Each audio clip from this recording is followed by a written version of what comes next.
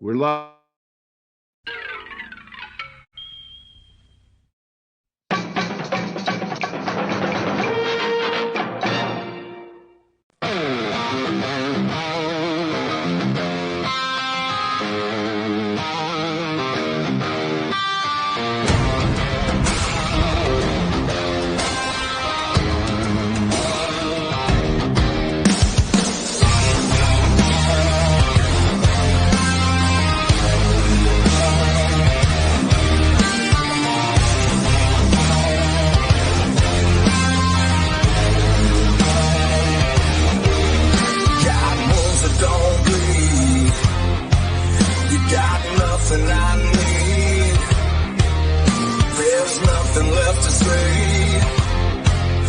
Just no other way.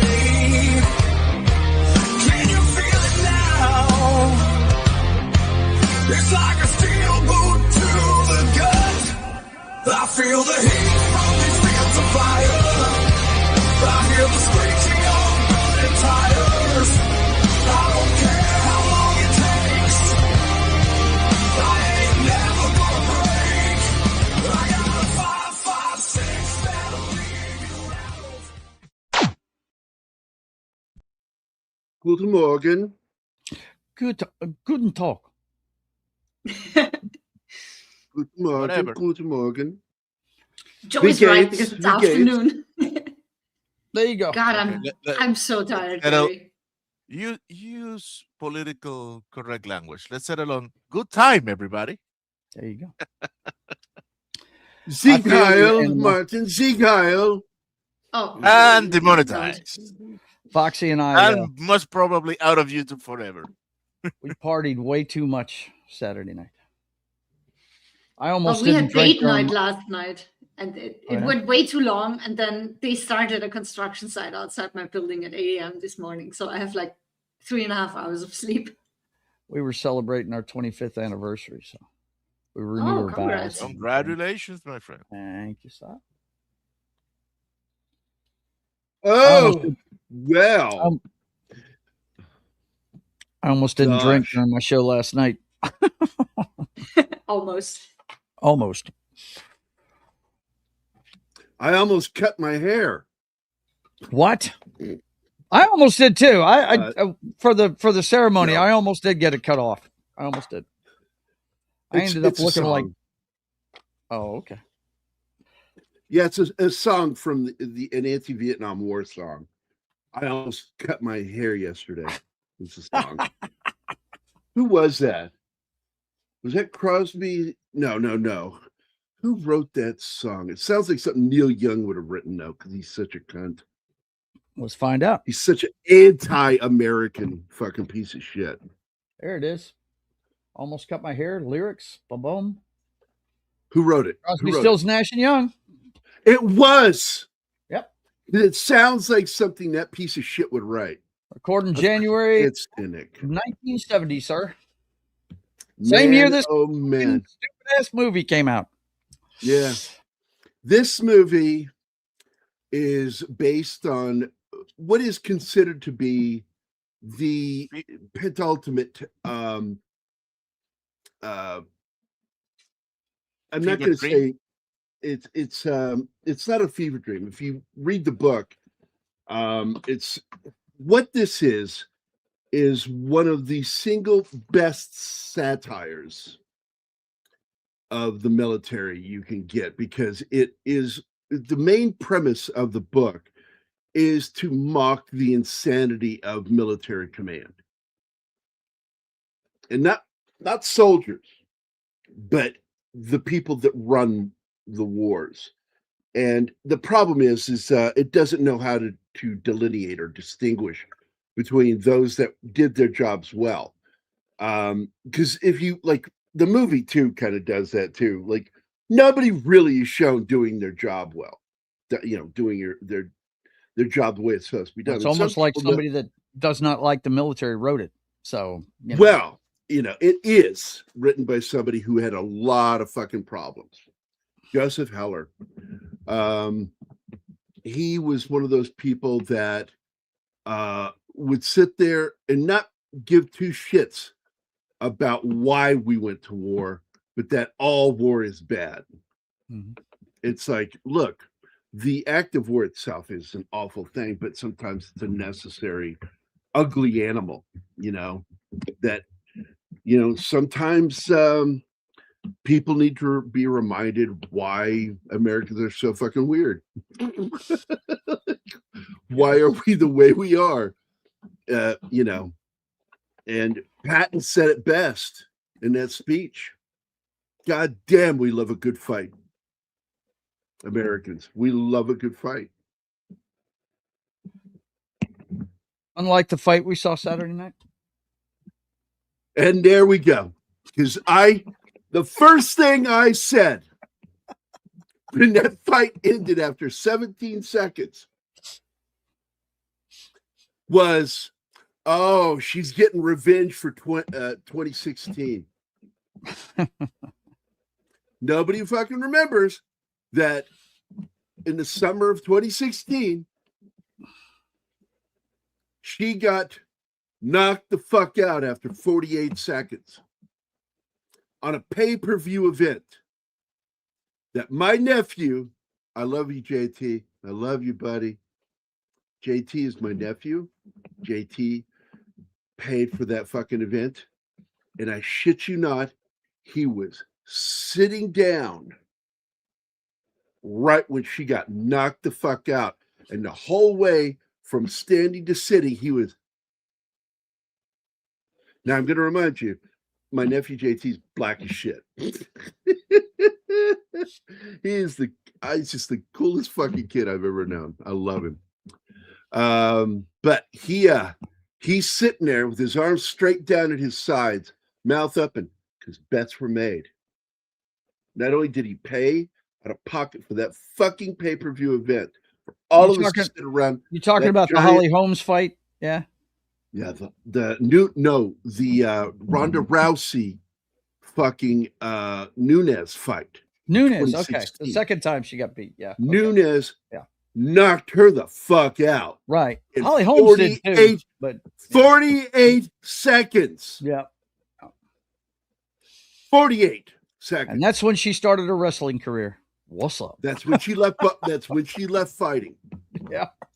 She got her ass handed to her because she did not train. She did not. She fucked around and thought that skill wouldn't leave her. Yeah. And found the fuck out. Yeah. And so Ronda Rousey returned the favor and did the same thing to Gina. And Gina wasn't a fighter. First of all, Gina was, she was like in MMA. She looked good. She had some good technique, but she was not a big fighter. So it's kind of like, I'm sitting there going, why is everybody expecting Gina to win this? Oh, they were pulling for her, man. Everybody was pulling I always say, I love her, but she's going to lose.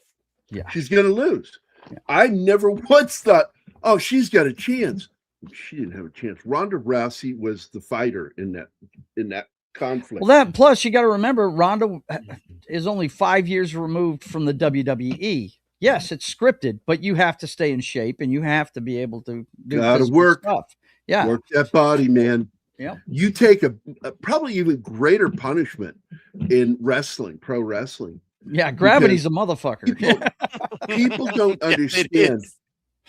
Actors get hurt so often because doing one thing is worse than the other.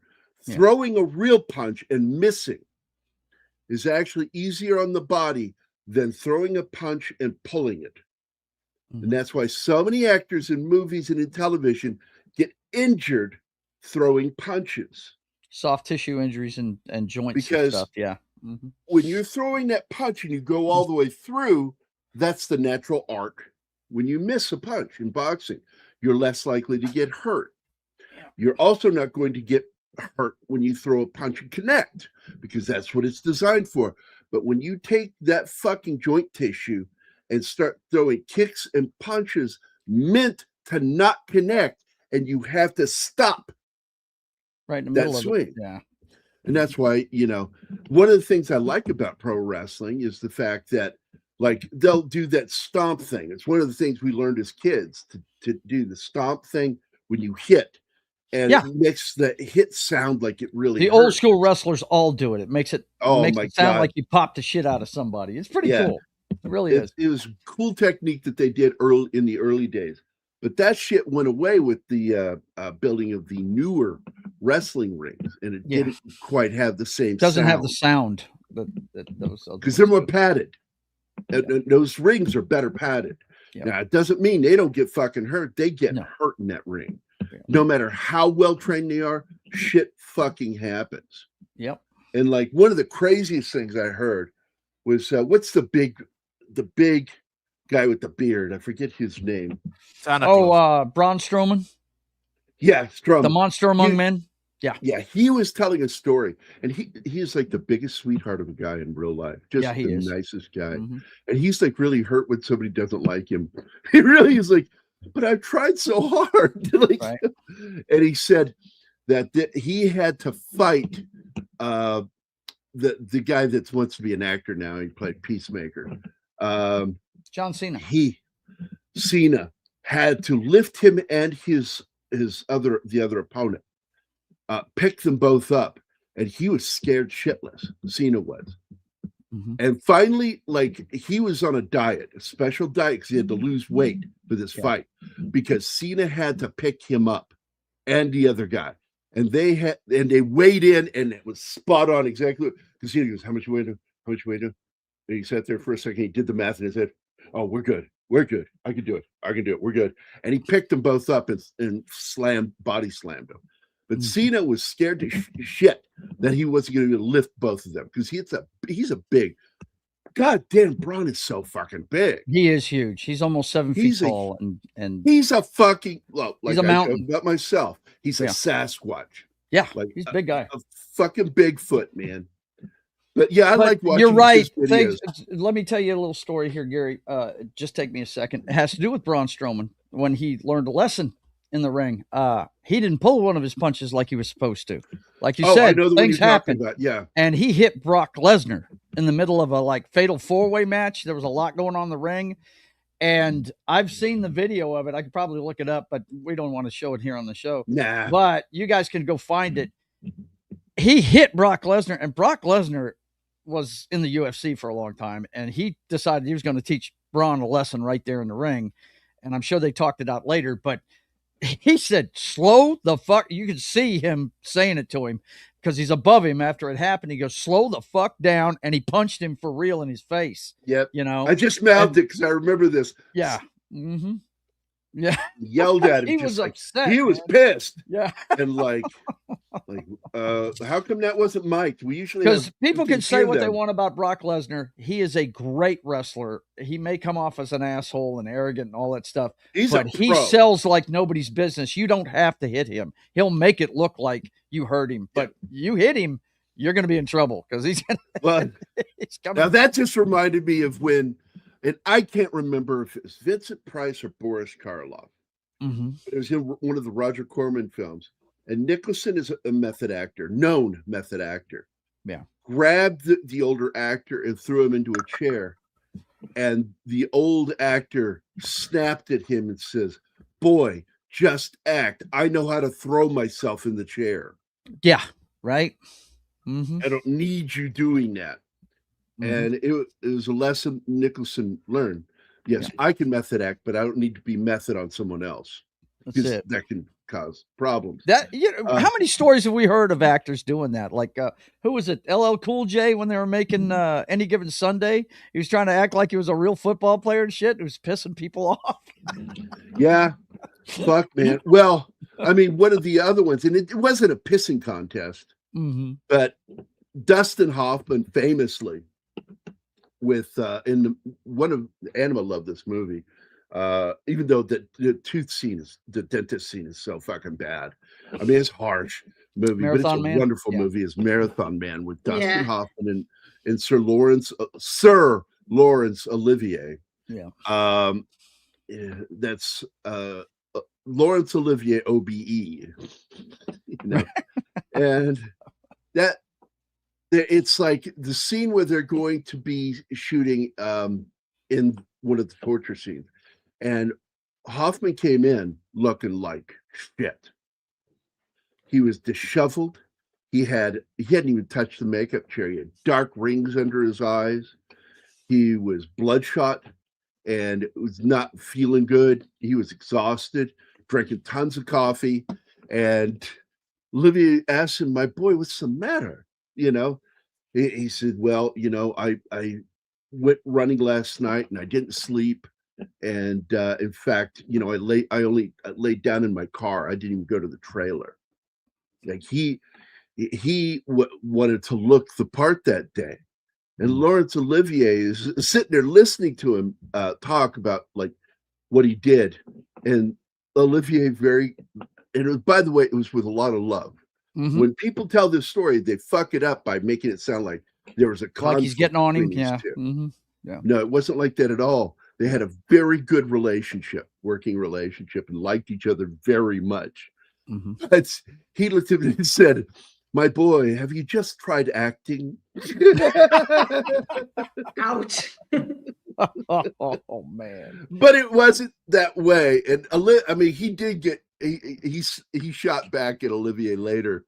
But the fact is like, it was not done in the way that people make it sound. Right. Like some of the people that Keith and I know, they have a good show. They have a great show.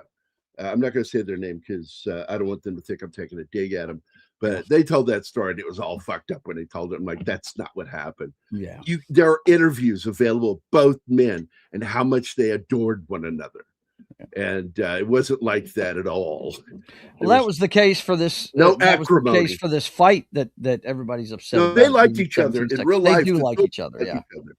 And I'm sure that they talked after the fight going, "Oh my God, you fucking kicked my ass." Yeah. I'm sure. But I think it was the little lovely Sherry, and I'm sure you want to say hi to everybody, but I think she said in there it was a win for Gina anyway, because she shed about 100 pounds. Man, and she looks like hot. $1 million. So I'm sure she's going to get all kinds of offers from this. She looks so hot, and so does Gina Carano. I'm of course talking about the lovely Sherry. Mhm. Let's take a minute here to acknowledge Hi, Sherry. chat. We have Stains. Well, I was getting ready to go to that. Can I go to it real quick? No. Can it? Thank you. No. So John was That's first your in the corner. house. I've been sitting here on this, waiting to put this up. Like, John, good morning, my friend. It's so weird you being here and also being first in the house. That's pretty fucking cool. What the fuck is going on with some of the other guys that are normally like here before a show? Like, I'm really weirded out by that. Then, of course, we got class, John I guess. Whitaker. John Whitaker is here. Apollomy is here. Good morning. Oh, it's like, I'm sorry. I got to do something here. This is for, it's not in here. Of course. It's not in that one either. Guess I'll go to this one. I hope it's in the studio. There it is, from Mephisto. Man, is there anything more common in these times than a rural Jew? There you go, man. Go back to military. There we go. So, let's see. Mephisto. And then who was next? Who is this? Stasis Geek is here. What is up? Hey, man. Well, Gina won in the book of showing Kathleen Kennedy to go fuck herself. She won in court. She won with the fan base. Mm-hmm. And she won with everybody who fucking loves her not last night, yesterday, on Sunday. Saturday. It was Saturday. Fuck, I don't remember. Saturday. Yep. My days run together. Let's see. First and only pay-per-view fight was Tyson for $50, lasted 50 seconds. Was worth it, but never again. Yeah, I'm telling you, my nephew looked like somebody just shit in the middle of his salad. When Ronda Rousey got knocked out in 48 seconds. Like, yeah. The loving uncle I am, because I love my nieces and nephews. I have a close relationship. I don't really get along with my siblings, but I love their kids. They're great. And I turned to him and I went, 60 fucking dollars. I like go it like Sorry. I don't know why I did that's that. okay. Was it anything good? No, it wasn't. It was an Asmongold video, I think. Something like that. I like Asmongold. I set up my phone so that the guys we were still at the club when it started and having a few beers, watching some karaoke, people butchering songs and stuff, and I was going to get a beer and it was fixing to start, and I set it up on my phone on Netflix and set it down. Went to go get a beer, came back and it was over. I didn't even see it live. Yeah. You're like, what the fuck? Is this from the last fight? What's going on? I come back to the table, they're all like, Ronda won. It's over already. Is this from highlights from the previous fight? What? Yeah, that was crazy.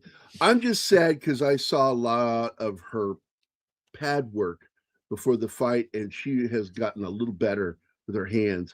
Wanted to see a couple of minutes of stand-up before she went for the armbar. Yeah. Well, Ronda wasn't in there to fuck around. You could tell. Hey, Fisto's a wrestling fan, so yeah. Ronda should have stood up and yelled, "Are you not entertained?" Right? Yeah. You're not entertained. That's it. Which, by the way, is an improvised line. Yeah, it's great. Great stuff. That's it. What a memorable moment in that movie. Yes. And it was purely Standout him moment in of the character. Ronda really needs that pep talk of win the crowd, make the fight last. Come on, dial it back a minute. Let her get a couple of shots in. It's like those scenes in a movie where the main character goes rushing in, and it's like it goes into slow motion, and you see them like just fucking going in, and you see a white flash. And then you see them standing over the bodies of all the bad guys knocked unconscious. And they're like, oh, victorious.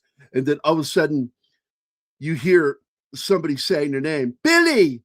And he's like, what's going on? And suddenly there's a bright light in his face. And then he wakes up and he's on the floor unconscious. He got his ass handed to him. That's what that was. Yeah. So I know women are good fighters, but I still have a hard time watching them beat the crap out of each other. I do not. I don't. Not at all. No, it's a sport. I mean, I like sport. I like the sport. But look, man, if that's how you feel, it's how you feel, man. I'm all for it, but not me. Yeah. The only thing I can't stand is when a woman gets kicked or punched in the boob. I don't like that. Like. Yeah, I don't think they do that on purpose. I don't see that happening very often. It doesn't. It's usually a punch that went off course or a kick that went off course, and I'll see it, and I'll go and like I'll do it for him. I'm like, oh, I know how much that hurts when that happens. And I found out when I was a kid that if you kick a girl in the privates the same way you do a boy, you can put them down. I kicked my sister it fucking hurts. Yeah. And I was kind of confused, like, but you don't have testicles. And she was like, but I've got a pelvic bone. We have nerves down there too. I caught a football once. In fact, that all the nerves to the vagina are collected right around your urethra. Which welcome to Biology 101, Gary stuff. Yep. As part of your clitoris, and that's the bundle of nerves right there. And what happens is when you kick them, you pinch their clitoris between your foot and the pelvic bone, the base of the pelvic girdle there, that crossbone, and fucking hurts. Hello, Martin. Now, it wouldn't kill a woman, though, kicking him there. You could kill a guy kicking him in the junk hard enough. It can actually cause so much trauma in that one kick, like bursting their testicles, that it'll stop their heart. John Whitaker says, hello, Martin. Gina had no chance. Had been training from Had 5 not years been ago. trained. Had Ronda- not is what he meant. yeah, had Yeah. stayed in shape. She was never not in shape. Okay, this is one of those moments. Okay, this movie is, look, Buck It's Henry Timu Mash with is wings. one of my favorite. Buck Henry is one of my favorite screenwriters. People think Mel Brooks is why Get Smart was funny. No, it wasn't. Buck Henry's why it was Buck Henry. so funny. Mhm. He was the lead writer on Get Smart. He is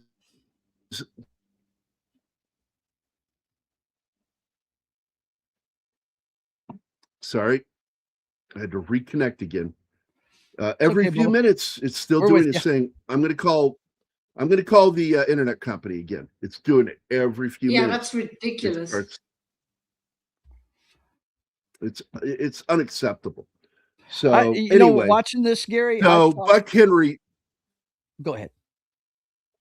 No, quick thought, and then I'll get back to Buck Henry. Sure. I thought this could be a great origin story for the dentist in MASH. That's what Alan Arkin's character comes off like he doesn't care anymore and wants to, you know, if anything, painless. do himself in. Yeah. Well, it's because he thinks he's become impotent.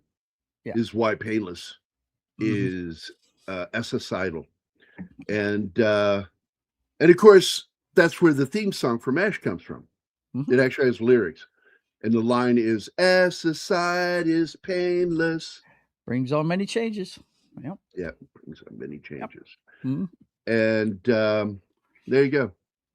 But I did anyway. think that it was cool that I understood why the character that's like that is the guy that's in the nose of the damn B-25 the whole time. You know, he's the guy right in front.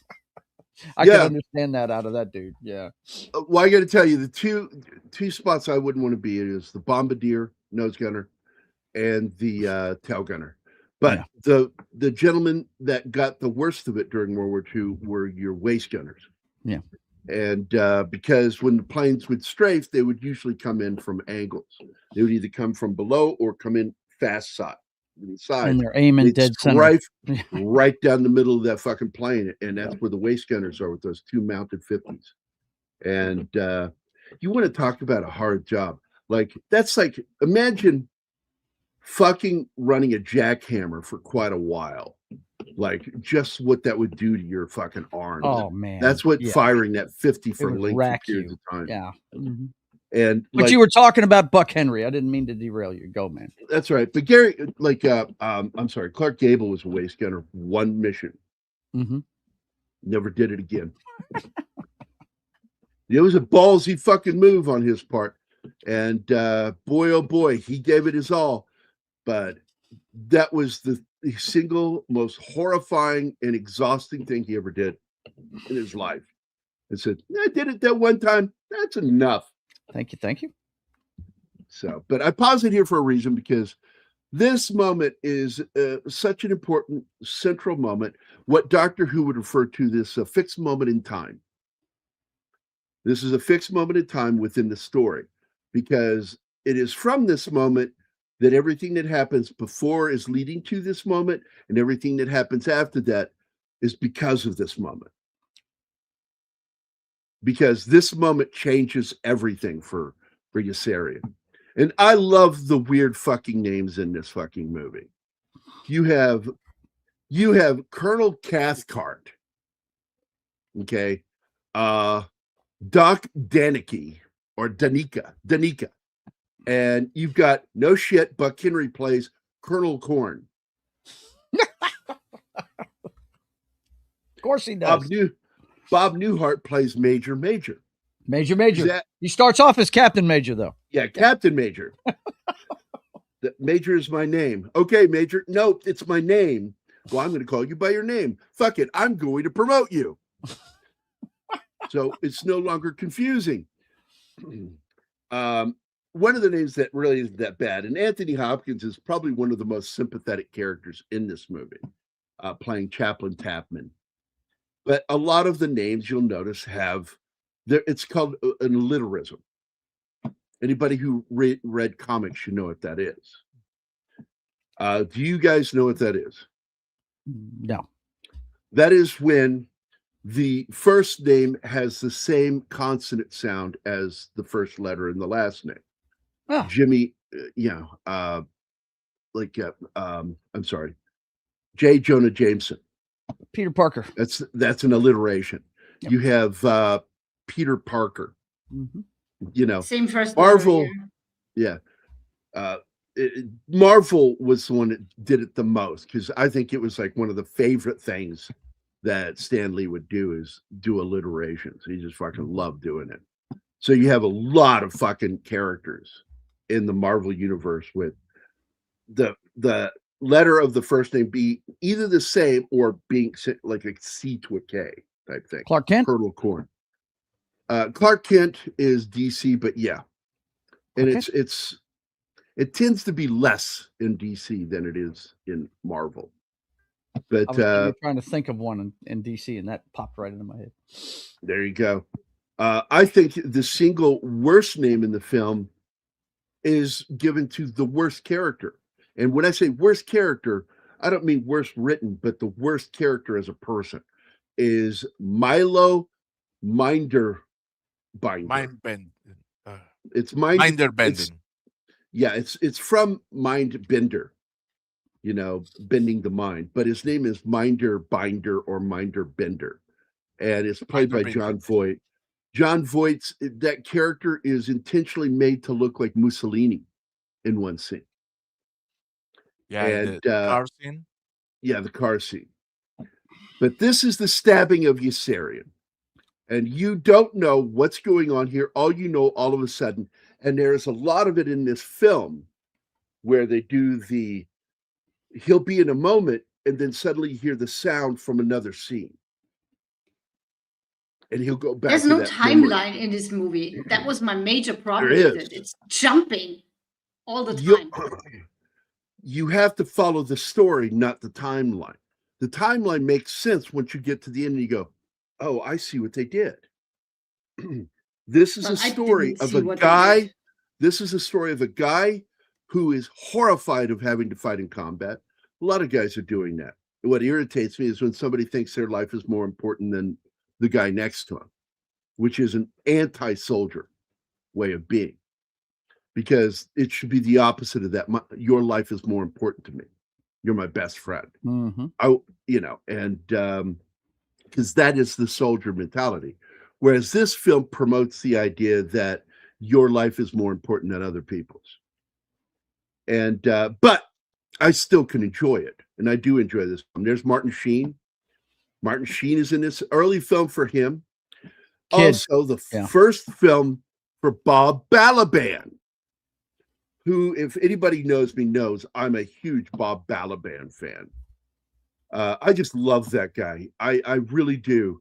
He is so nerdy. He's a little fucking nerdy looking guy in real life, and he always wears these little tiny round glasses, which I don't know who else wears round glasses. It's nerdy, but he's just this dinky little guy, Bob Balaban. Now you go, well, where do I know that name from? Well, he was David Laughlin in Close Encounters. Who is David Laughlin? He is the interpreter for the French character played by the French director Truffaut, Francois Truffaut. He has played so many interesting characters over the years. And they're always dink characters. They're characters that are usually officious. And they're not tough guys. They're businessmen. He's leaders. Great in Close Encounters of the Third Kind. Well, he is us in the movie. Yeah. He is us. Because he is so confused when those planes at the beginning. Yeah, that opening scene. Like, where's the pilots? Who put these things here? What's going on? Yelling. Bob Balaban is the young pilot who keeps crashing. But it's not that he's a bad pilot. You find out at the end of the movie, it's all been practice for how to survive a crash. He keeps crashing planes because he wants to get better at crashing. Crazy character. Why? Because he finally ditches in the ocean, gets a raft, and fucking takes his little raft and goes to Sweden. And he makes it in a tiny little One raft. comedian just fucking called me, and I didn't get to it fast enough. Who called you? My internet company. Oh, Of course, they called me during a show. I gave of them, course. instructions. You heard me. I told them. I know. They have Yeah. permission to do whatever they need to do. So if I disappear, We know Because why. they're rebooting the modem. Yeah. But it's got an all-star cast. This thing does. It's bizarre how many people they got in this movie. But I'm sure in 1970, some of these guys weren't big names. Like Charles Grodin, I don't think was probably a big name at that time. No, he was just coming up, Charles Grodin. Mm-hmm. And Charles Grodin, I told Anima, I'm laughing about how calm he is while Yossarian's losing his fucking mind. Yeah. I said, that's a warning sign. That's a warning sign. When you see somebody that's that fucking placid, there's psychopathy involved. Yeah. And of course, in the end of the movie, you find out he's a complete fucking psychopath. Yeah. He RAPED'd this underage girl. And then after he did it twice, he threw her out a window to kill her. Wow. And then he's like, and then the irony of that moment is you hear the cops coming. They're coming. They're going to come. They're coming to get you. Yossarian says they're coming to get you. That door opens and the MPs are there to arrest Yossarian. They don't give two shits what the other character did. And this is all a scathing indictment of the military apparatus. Yeah. And so if you go to see this movie to find any love for service, this is not the This movie. is not it. And This is not going to be your movie. No. And it's my beef with the film. It's my one beef. It's my one beef with the book. I read the book. I read it when I was in 9th grade. And I laughed at some of the stuff in there, but once I was done with it, I even understood as a kid, this guy does not like service. Yeah. And if there was a war where you shouldn't feel that way, was World War II. Yeah. You had a genuine fucking evil empire on both sides of the planet that we had to fight and had to stop them. The egg scene is crazy. Oh my God, John Voight, the con man, trying to make a buck off of everything in the war. He goes, Yossarian, try this. And he puts it in his mouth. He's eating it. He goes, that's chocolate covered cotton. He goes, oh my God, it's still got the seeds in it. No, it's horrible. Well, what kills me is they're sitting there having this conversation. They're walking to the Jeep and a fucking plane crashes and they're acting like it's just no big deal. Yeah. Like, what the fuck? What is going on here? Like I said, a scathing indictment of command. But this is a scathing indictment of war itself. Mm-hmm. And the one war where you don't really get that argument is World War fucking II. That's why Steven Spielberg only makes movies about World War II. Yeah. Because he doesn't want to make films about soldiers. Doesn't give two shits about soldiers. He just cares about that one war. It's one of my other criticisms why. of Spielberg. So. But they just drive past the crash, not trying to save anybody. Not looking, not using the radio to get anybody, nothing, just. Well, they are on the way anyway. You see the two ambulances coming in after, but still, they don't give a fuck. And it's not the point. They didn't even stop their conversation. They weren't even fazed by it. It just, Look, I didn't even finish this movie, guys, because it just came off as too LSD infused. They were trying to go for another MASH, and it didn't hit, man. It really didn't. It just, I couldn't. No, Well, that's the problem. But the difference is that MASH itself is not based on a book that was antithetical to the soldier experience Right. of the doctor. It's actually Because empathetic it's to actually- it. Yeah. Mm-hmm. It's very empathetic, and the characters are actually more likable Yeah. in the books. They're a lot And more it's like there's a lot of fucking going on in the books. It's more of a straightforward comedy, whereas Altman's film is it's done as a Korean War film, but it's not. It's about Vietnam. Yeah. The MASH movie is about Vietnam. Right. Yeah. I think that's what confuses a lot of people when they see it. You know, it does come off more like it's from the Vietnam era, where Exactly. in Korea, we Now- had just come out of World War II. It was a little bit more straight laced, you know. So Yep. Another character, Charles Grodin here. His character's name is Arfie. His full name, Arfie Aardvark.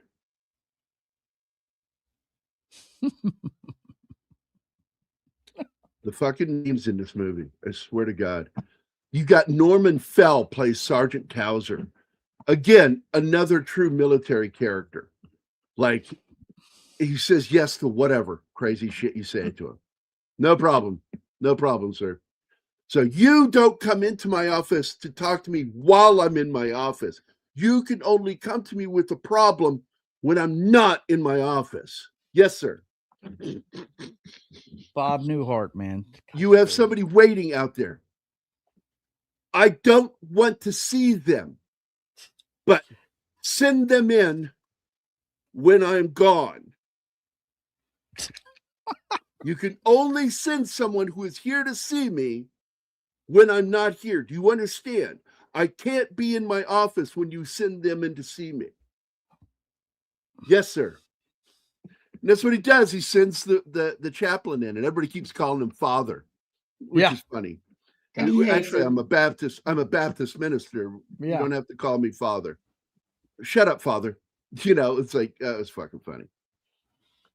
Richard Benjamin's in this. I love that guy. He's been in a Well, bunch of it's stuff I Richard love. Benjamin's week. This is his birthday week. Okay. We're celebrating actor Richard. It's on the thumbnail, dipshit. You didn't fucking see it? No, I It's didn't also fucking in- see it, in my Gary. message I don't live that on I your sent you. channel, asshole. Do your fucking job. Do my fucking job. Okay. I sent you a fucking You know what, message Gary? yesterday, I'm here. Joe. I'm here, Gary. I know. I love you, buddy. I'm just teasing Uh-huh. you. Nah, you don't get to make excuses. I always tell you what week it is and what movies to watch. Because it's Richard Benjamin. You'll be here on Wednesday, and it's another film featuring Richard Benjamin. Richard Benjamin plays the base commander. He's not the senior officer, but he's the one who gives all of the pre-mission briefings. And we only get to see one briefing, and it's one of the most fucked up shows I've ever seen. Oh, good Lord. Yeah. Like, there's no briefing. Nothing's getting done. All the guys are so sex starved that the one hot chick walks in, and that's all they're paying attention to is her. Orson Welles. Crossing and uncrossing. Orson Welles with his fucking son-in-law, who keeps calling him dad instead of sir. Oh my God. That fucking scene is so crazy. Is that an indictment of nepotism in the military? Is that it? Well, nepotism, and then there's you've also got them seating themselves, two of them sitting. The general is left standing. And he's standing behind the two other officers who sit down in front of the map, which is where he's giving his briefing about the mission. And Richard Benjamin fucking can't even talk anymore. He's so nervous because the general's there. And of course, this is rough. The later shot of it is they even keep worse. referring back to this part, right? Well, because And it gets worse every time. Yeah. it's a fixed point, as Dr. Who would say. It's a fixed point in time. These moments, each one of these moments are important, and that's why you keep seeing him go back to them until eventually he goes back to the stabbing at the end in the third act. Right. And that's when his character changes. That's when his character goes through his greatest arc, that he is done, and he finds out that his best friend, bunkmate, isn't dead. He survived the crash and is in Sweden because he rode all the way to Sweden. This is one of the later on on this little diving platform. fucking plane comes down and cuts the guy in half. Cuts the guy in half, That- just shreds the top half of his body. The propeller just cuts his body. Like, I thought that was what a great the fuck? effect they did there. I thought it was awesome. That was incredible, dude. There are several shots in this film that blew my fucking mind. One of them is where you see Yossarian with what's his name, Aardvark, up in the fucking nose of that fucking B-25, and we're in a plane in front of them, looking back at them. They shot this in the air, and they're Really? acting out the scene in the nose of that fucking plane. Really? That's the- not And that's the not blue dialogue screened is or green matching. screened or anything? Oh wow. That's amazing. Yeah. That's a hell of a shot. Yep. So this is where the chaplain meets Yossarian. Is there anything I can get you? Can you get me out of this war? Well, I'll look into that. You Right. know? Richard Benjamin is a very good writer. He's a very good actor. He's a very good director. And we're blessed. He's still alive, man. He's still with us. Him and his wife. His wife is in this movie. She is the hot nurse, Nurse Okay. Duckett. And that's Paula Prentice. And they've been married since 1961. And they're still married. Wow. Richard Benjamin and Paula Prentice, who's a fucking dish, by the way. Oh yeah. Big time. She's the one he's out there on the platform swimming to. Again, he has this thing because he's losing his mind. Okay. Where he tells these girls, I'm in love with you. He Mhm. hasn't even slept with them yet. Like when he could be. He could be sleeping with them. And like she kind of pushes him off, like, get off of me. That's actually his wife, which is funny. But I love you. Some of the fucking other patients in this are so fucking Oh my funny. God. It's just sight gags. And then also, let's not forget how hot all the nurses look. Yeah. When Anthony Perkins bumps into that one guy and has to put his foot back up on the rack. Yeah, he's backing up and knocks his foot off the fucking end of the bed because it's being propped up at the end of the bed, like all bandaged. God. So Catch-22 is this thing that Heller came up with. And I mean, he's the one who created this thing, which is it's a paradoxical situation where an individual is trapped by contradictory rules and conditions, making escape impossible. Yep. The term originates from Joseph Heller in 1961 satirical novel, where a military regulation dictates that a pilot requesting relief from combat duty due to insanity proves their sanity, so therefore deny request. But you can only remove someone who's insane. So if you see somebody's insane, you have to remove it. No, they have to request. Okay, so if I'm requesting, he goes, well, that proves that you're sane. That proves you're sane. So you keep There's flying. Norman Fell. This is a scene where Major is telling him, you know, don't send anybody in to see me. I don't want Because he doesn't want to be. He got promoted just so he could say his name right, and he gave him a command, and he didn't want a command. That's why any he's command. running from it. Yeah.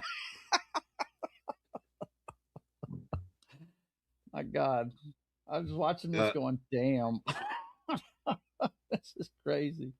This whole mustache thing.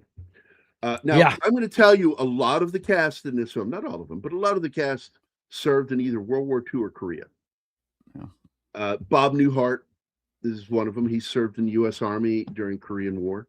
Mhm. Norman Fell served. Some of the guys didn't, like Martin Short never served a fucking day in his life. Anthony Perkins, whom I love, didn't serve a day in his life. One actor who wanted to serve but wasn't allowed to, back before he was well known, was Orson Welles. He went in to volunteer, and they said, nope, you are flat-footed, and he had another Wow. medical problem. Asthma. Wow. He had asthma. Yeah. He had asthma. And so he was made 4F. And he tried going into two branches. And He was Steve Rogers. He was trying to get in, and they wouldn't let him. trying to get in, and they wouldn't Wow. let him. Norman Fell, by the way, if you don't recognize him, that's Mr. Roper from Three's Company. That's Mr. Roper. I told Anima that. I said, that is the guy who was not only great in that show, got fucked worse by that show Yeah. because they gave him a spin-off series, and then when it failed, they didn't bring him back because he'd already been replaced Yeah. by Don Knotts. Mm-hmm. So him and his wife, that chick that played his wife, the lady that played his wife, Right. had to go find other jobs. And it's fucking dirty. Yeah, it is. It's a shame. At least Give him his job MacFarlane- back. You're the ones. At that least wanted Seth the movie. MacFarlane brought, Cleveland Brown back to Family Guy Right. when his series got canceled. Now, Yossarian is such a weird name. It bugged Anima, and I'm like, I actually liked the name Yossarian. It didn't bug me. It's just weird. I like the name Yossarian. It's a name that rolls off the tongue, Yossarian. And I'm not think sure what the Mephisto is- psychology. Making a dig here. Yeah, couldn't he be an MP? What is it with you guys, man? That was for you, And, well, Joe. you know that's a nickname given to cops is flat. Yeah, I know they're flatfoots. Yeah. Yeah, I like that. Surprisingly, only one MMA fight was stopped for wardrobe malfunction, and it was a male referee that paused the fight because he had a good look. Oh. Oh. Somebody's pecker got loose. Look out. Wonder what's more scary for a pilot, having enemy fighters come in or dealing with a huge flak from anti-air. I think it is all equally fucking terrifying. Yeah. I would never want to fucking do that. And I actually considered, I not only considered, I mean, I was offered helicopter pilot. Yeah. Over medic. I mean, that's what she wanted. Because she saw my eyes light up when she said that I could do that. My test scores were high enough to be a helicopter pilot. And she's like, oh yeah, you get this. And she went through the whole thing.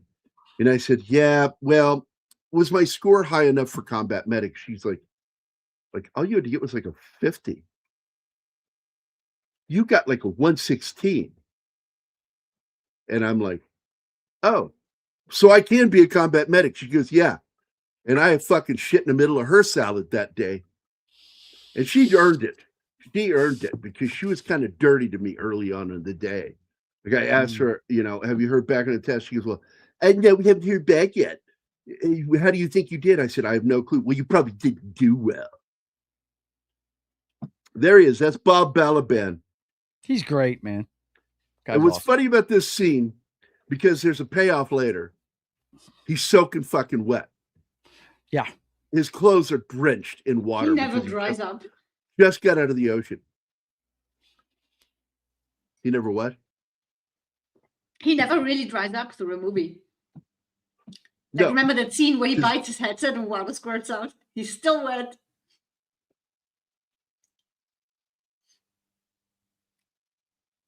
Yeah, he later on when the pretty girl is there in the briefing with the nice torpedo tits, and everybody's turning to look at her because she's uncrossing her legs doing a Sharon Stone. And all of a sudden he turns his head and grabs his headpiece and bites it. And you see water squirt out. That's the payoff to this scene. You get the punchline to this joke of him being soaking wet, which I thought was really funny. Penny is here, by the way. I see Penny just Hi, walked in Penny. there. I'm jumping ahead here. Richard Benjamin since I was a kid, I've always liked him. He plays certain characters really well. He's good in this movie, by the way. And let's see. I wonder what the actors who left the third season to think the grass was greener elsewhere felt during the most watched finale in TV history. Must have stung. Yeah, because like MASH, the ending of MASH was something else. Like Charlie and I watched that together. Charlie Bruce and I watched the finale together. And oh my God, cried like a fucking baby. Love that fucking show. Although it's really funny that the show lasted longer than the Korean War itself, like years longer. John, and the fact that people who replaced them may have been even more beloved now looking back, except for maybe the colonel that died in the helicopter crash. Well, that was done because they were a little miffed at Stevens when he left. So they killed his character. He not going to give him a chance to come back. And they didn't like the way he quit. But Radar, when he leaves, actually, he was in a spinoff show. 2 spinoffs. Did you know that? No. Gary Berghoff was in 2 MASH spinoffs. The first one being After MASH, and the second was where he played a police officer, Radar O'Reilly. And neither of those shows took off.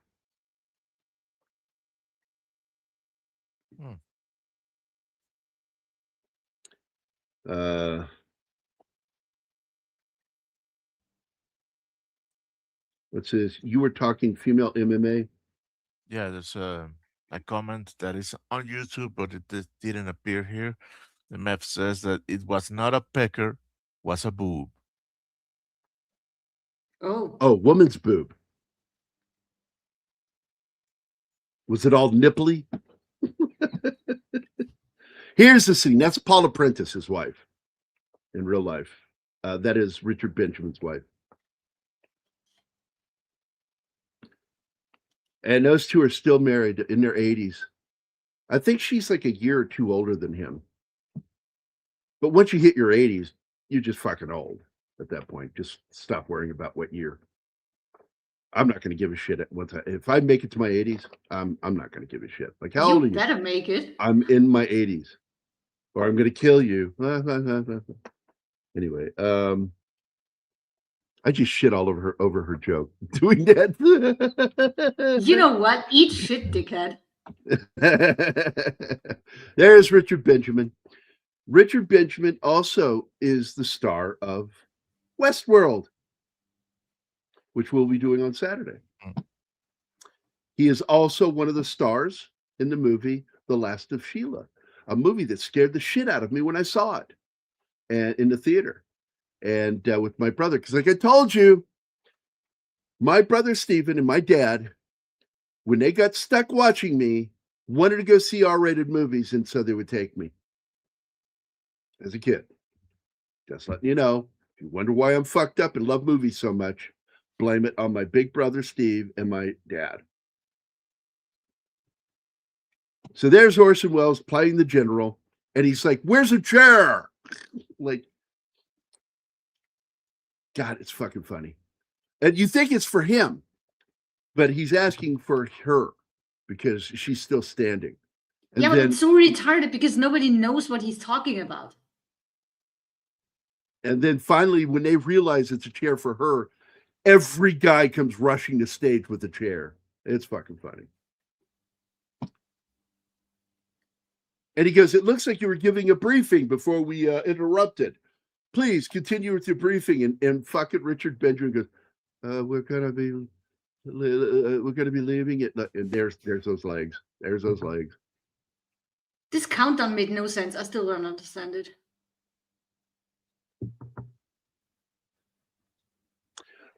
When you hear a countdown, it's to bomb release, is what they're referring to. And if they're airborne, it would be to jump, but you don't have a countdown like that. But it's like doing, basically, when you hit the certain mile marker, you begin a countdown. And when you get to 0, drop your fucking payload. Yeah, but they're in a meeting on the ground. It makes no sense. Why is he counting down? Hey, look who showed up. I don't understand why you don't understand that. I really don't. Because the whole scene because makes no sense. He's giving the fucking example. You'll do a countdown. But it's also nonsensical because why would you bother doing that? So you've got... Anyway.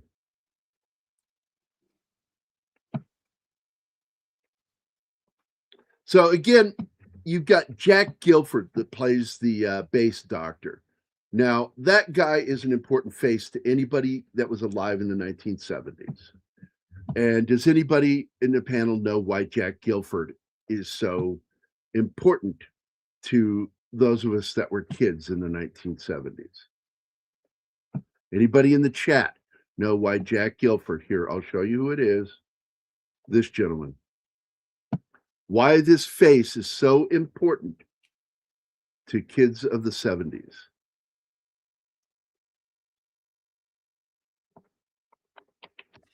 I'll give you the song from Jeopardy to find an answer. I'm not a kid of the 70s, so I have no clue.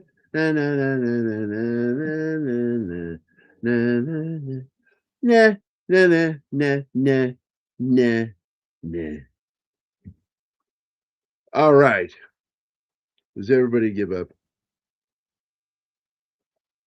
Everybody give up? The reason why is because he was the face of Cracker Jacks. That's him, Jack Guilford. He was in all of the commercials since the 1960s. He was the guy that was always wanting to get the treat and never got the treat from the Cracker Jack box.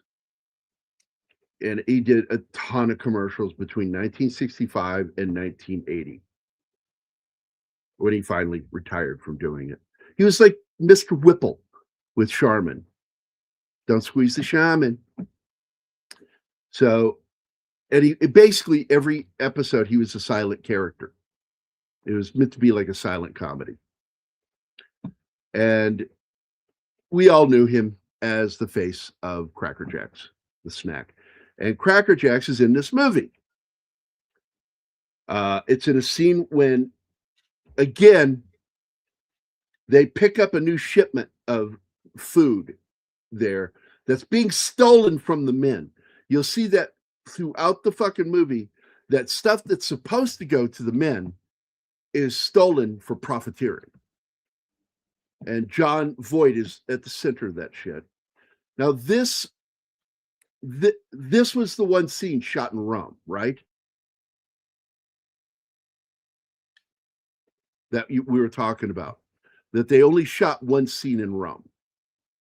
I think it was more than one scene, but Rome was the only location outside of America. Outside of Mexico. Yeah. They shot the entire film in Mexico, except for some exterior shots in downtown Rome in Italy. And I do like the scene, and I like the other thing that they don't skirt with. They show underage girls. Prostitutes. Yeah, that's a good thing because it's brutal, but it's honest. I think it's an honest. Well, one gets murdered. Mm-hmm. Thrown out the window. In the third act. What he did, by the way, is he held her out of the window by her ankles and dropped her on her head. 3 stories up. Glad I didn't watch that. Guaranteeing that she died. It's in the book. Oh, he was like, he had that face. Yeah, he had that face, man, that was meant for comedy. And he did very well in comedy. Jack Guilford was a very good actor, but he excelled at comedy. Wish I would have saved some of those old Cracker Jack compasses and shit. My favorite thing to get was the tattoos. The fake tattoos. Yeah. I loved getting those. Lick them, put them on your arm. Yeah. Actually, you lick your arm and then you put that on there. Yeah. You're supposed to Yeah. use water, but if you weren't in the house, you were spitting on your arm. Yeah. And we were kids of the 60s and 70s. We were a filthy wild animal. Yeah, we were. That's all the way up into the 80s, man. We were free-range children. Which is why when you fuck with us, we're like looking at you going, like, what? You think you're really bothering me? You're annoying me. You're not bothering me. We were outside, man. Yeah. We weren't home. Drinking out of hoses. Yes. Nobody knows what that tastes like today. Nope. That is a taste only kids that grew up. You only do that in the morning, because if you do it in the afternoon, you're going to burn the shit out of yourself. Oh, yeah. Rubber. It tasted like hot rubber. But you did it in the afternoon. You had to be home by the time the street lights came on. or that was your ass. Yep. We were never home. Yeah, well, Never. in the afternoons when it was hot, you'd get dehydrated, and you were fucking guzzling down that shitty tasting hose water. Yeah. But you had to let it run so to cool off, because the stuff that's in the hose would be scorching hot from the day's sun, you know? Well, we put the hose out to be in the sun so we could have a shower in the afternoon that's warm.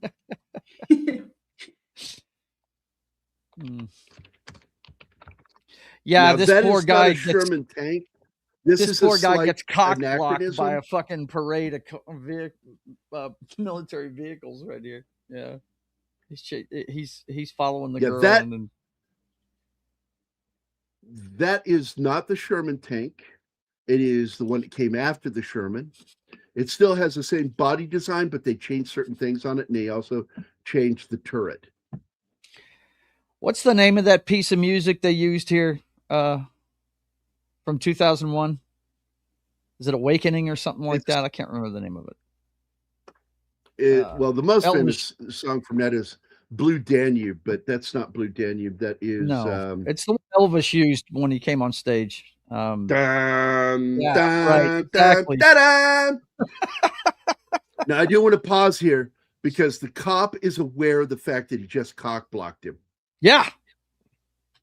And he looks at him and he does the hand gesture like, sorry. Sorry about that. Got to do it. Got to do it. It's my job. But he apologizes to Yossarian. He does. That's what the look says. Sorry. And it's really appreciated by a fucking Joe when another person cock blocks him accidentally and apologizes. Like, yes, it means a lot to us. No doubt. Thank you for recognizing the fact you just recognizing what you fucking did. Yeah. This is a great scene. I love that. Oh man, he was in every great TV show in the late 70s. Yeah, he was all over the place. And look, man, if there's going to be one thing, John, that we do on this show, we show a lot of love. We do. I love certain actors. Now, I'm going to tell you, and I'm not sure. I think I got it backwards. And this is one of those moments where I could really use 11 Alpha because I don't look stuff up. I just remember shit. And I remembered, and I could be wrong, that it was the B-25 Mitchell that shouldn't fly, and it was that the B-24 Liberator was the one that should fly. But one of them was considered like the Bumblebee. It's so stupid it doesn't know it shouldn't be able to fly. It was either the B-24 or the B-25.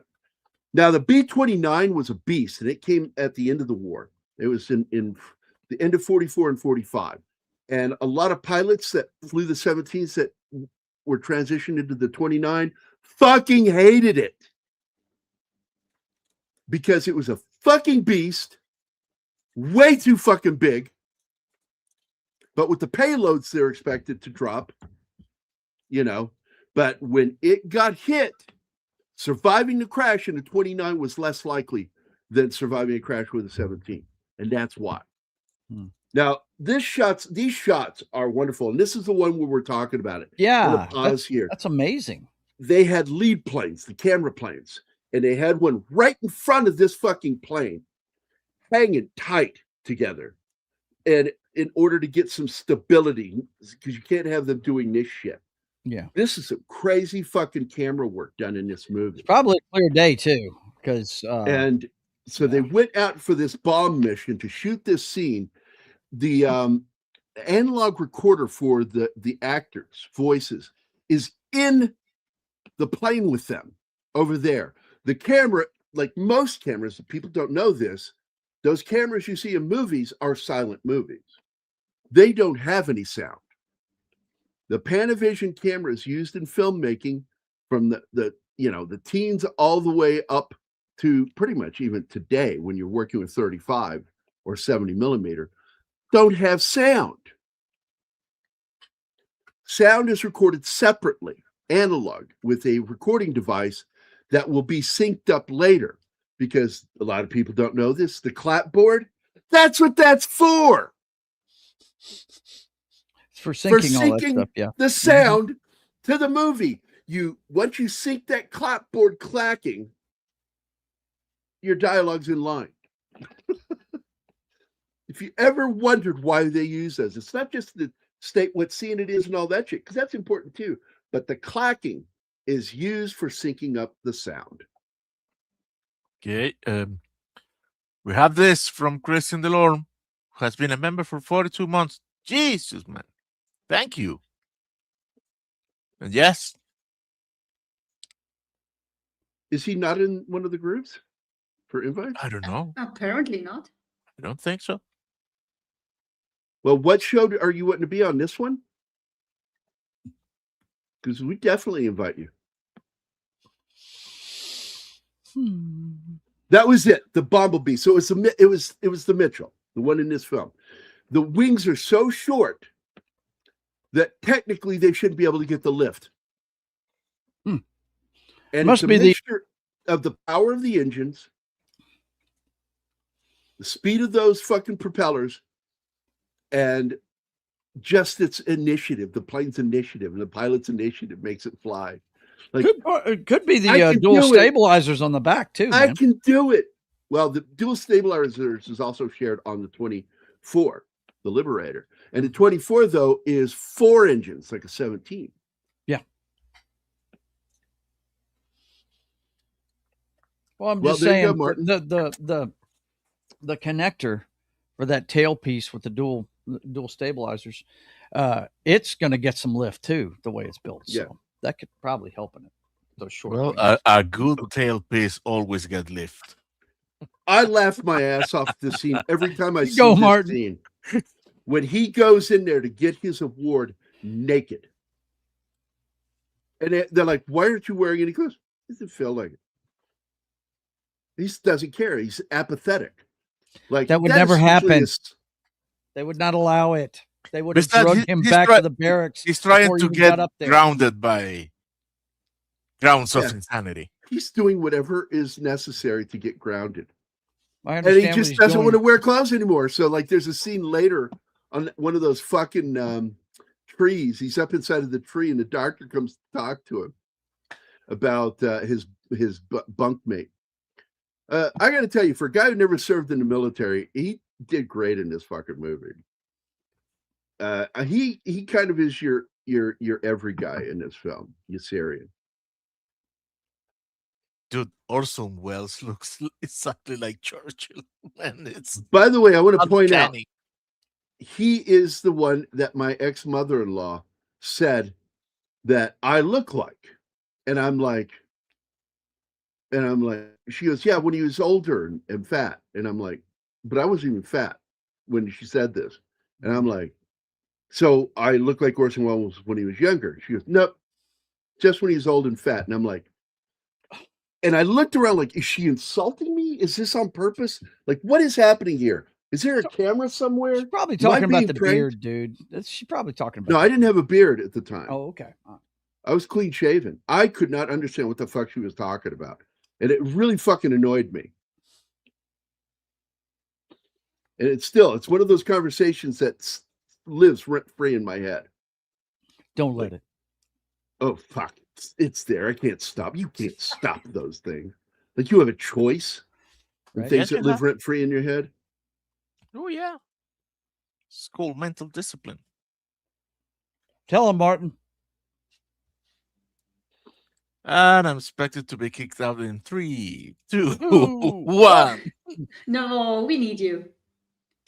By the way, one of my favorite moments in the film is where they go from cockpit to cockpit, and you see each pilot look over at ground control, giving them thumbs up, and then it cuts from the pilot, which is his bunkmate, and it cuts to the front nose, and you see Yossarian Alan Arkin there, and he looks over at him and he flips him off. Yeah, the bird. He flips the bird. Yeah. That's early on in the movie. Yeah. Yeah, it's when they're going on their first mission. It's Mhm. fucking funny. Yeah, Orson Welles is really good in this film. He really is. And he's very similar to the character played in another film by Carol O'Connor. And I think that was Lee Marvin's The Dirty Dozen, because the Carol O'Connor character is very similar to Orson Welles' character. I can't just shoot him. No, we can't just shoot him. Damn it! Take him out and shoot him. You can't do that. By the way, a lot of people don't realize what happened here. When he's running through all this junked gear at the end of the movie, Yossarian, suddenly there's a case in his hand, a bag, satchel, with a long he just grabbed it. He saw it there in that pile of junk, of all those junked bombers. And it is the case that carries the raft. But I would be damned if I would grabbed it from a junked plane that's been destroyed, because there's a really good chance it's damaged. It's not going to friggin' stay inflated either. No. But the funniest part at the end of the movie, unlike the book ends, doesn't mention a raft. I don't recall any mention of a raft, but that he's going to do it. And it says, and that's when Yossarian made his escape. So at the book, the positive note is that he escaped and went AWOL and deserted his post, which is not a heroic thing to do. No, it's not. It's not. It's a shitty thing to do to your fellow soldiers, your team, and which led to a funny moment in the Army for me when Julio turned to me and said, "Yo, man, if I ever turn my back to Ron, man, you gotta give me your word, man. You shoot me and drag me back. Don't let me die looking like a coward." I said, "Absolutely, brother." And he goes, "Oh yeah." And I went, "I haven't even asked." He's like, "Well, don't worry, I would do it." I'm like, "Why are you answering so quick? Now I think you just want to kill me." Me and Julio down by the schoolyard. So I know that Johnny Jordan met his death during the movie in '69. I'm trying to remember Johnny Jordan. Why does that name not ring a bell? Dude, no. This movie also led to the death of something else. Does anybody know what that is? Oh, that guy's fixing to get whacked, though.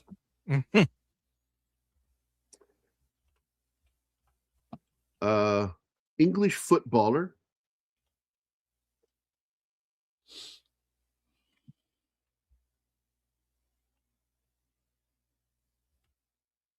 Yeah, I don't know who this is.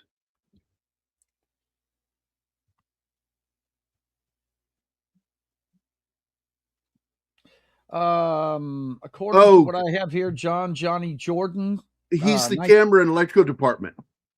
British assistant director and cameraman, known for his work on James Bond films. James Bond, yeah, yep. Battle of Britain, great film. Catch-22. Died in '69. No shit. He fell to his death from a plane over the Gulf of Mexico while making his fucking movie. Holy shit. After being sucked out of an open door, he previously lost a leg in a helicopter accident during the filming of You Only Live Twice. God, this guy needed to stop making movies. Come on. Well, he did. The universe is trying to tell you something when you lose a leg in a flying vehicle. Yeah. He stopped permanently. You don't get more permanent. Nope. Than dying and making films. Holy shit. And I know this story with the helicopter, but it was him. Holy shit. And it got crushed is what happened. The leg got crushed in that helicopter crash. Yeah. Wow. Fucking died making and it's not the only film that something like that happened, because Jimmy Stewart's film, Flight of the Phoenix, the pilot got killed because the director wasn't happy with the first take of him going over a dune in the plane. And so they shot it again, and he fucking crashed and died. And the director ended up using the first shot. Fucking ass. Mm-hmm. I hope he learned something from that. Well, the guy with this movie, he refused to use a harness. So it was kind of on him. Oh, so he had a death wish. Okay, we got it. So did Charles Bronson, but he still lived to the 1990s. Yeah, but Charles had Charles more than Bronson one. and Several. Chuck Norris He are had on a different several level, death wishes, right? man. Let me tell you. Again, Nobody this has is- more look, death wishes than Tom Cruise, though. Now, Oh, I will God. tell you, there are two guys in here that work together later. Is Peter Bonners plays McWatt in this, one of the pilots. And he would eventually play the dentist in Bob Newhart's show, The Bob Newhart Show. Yes.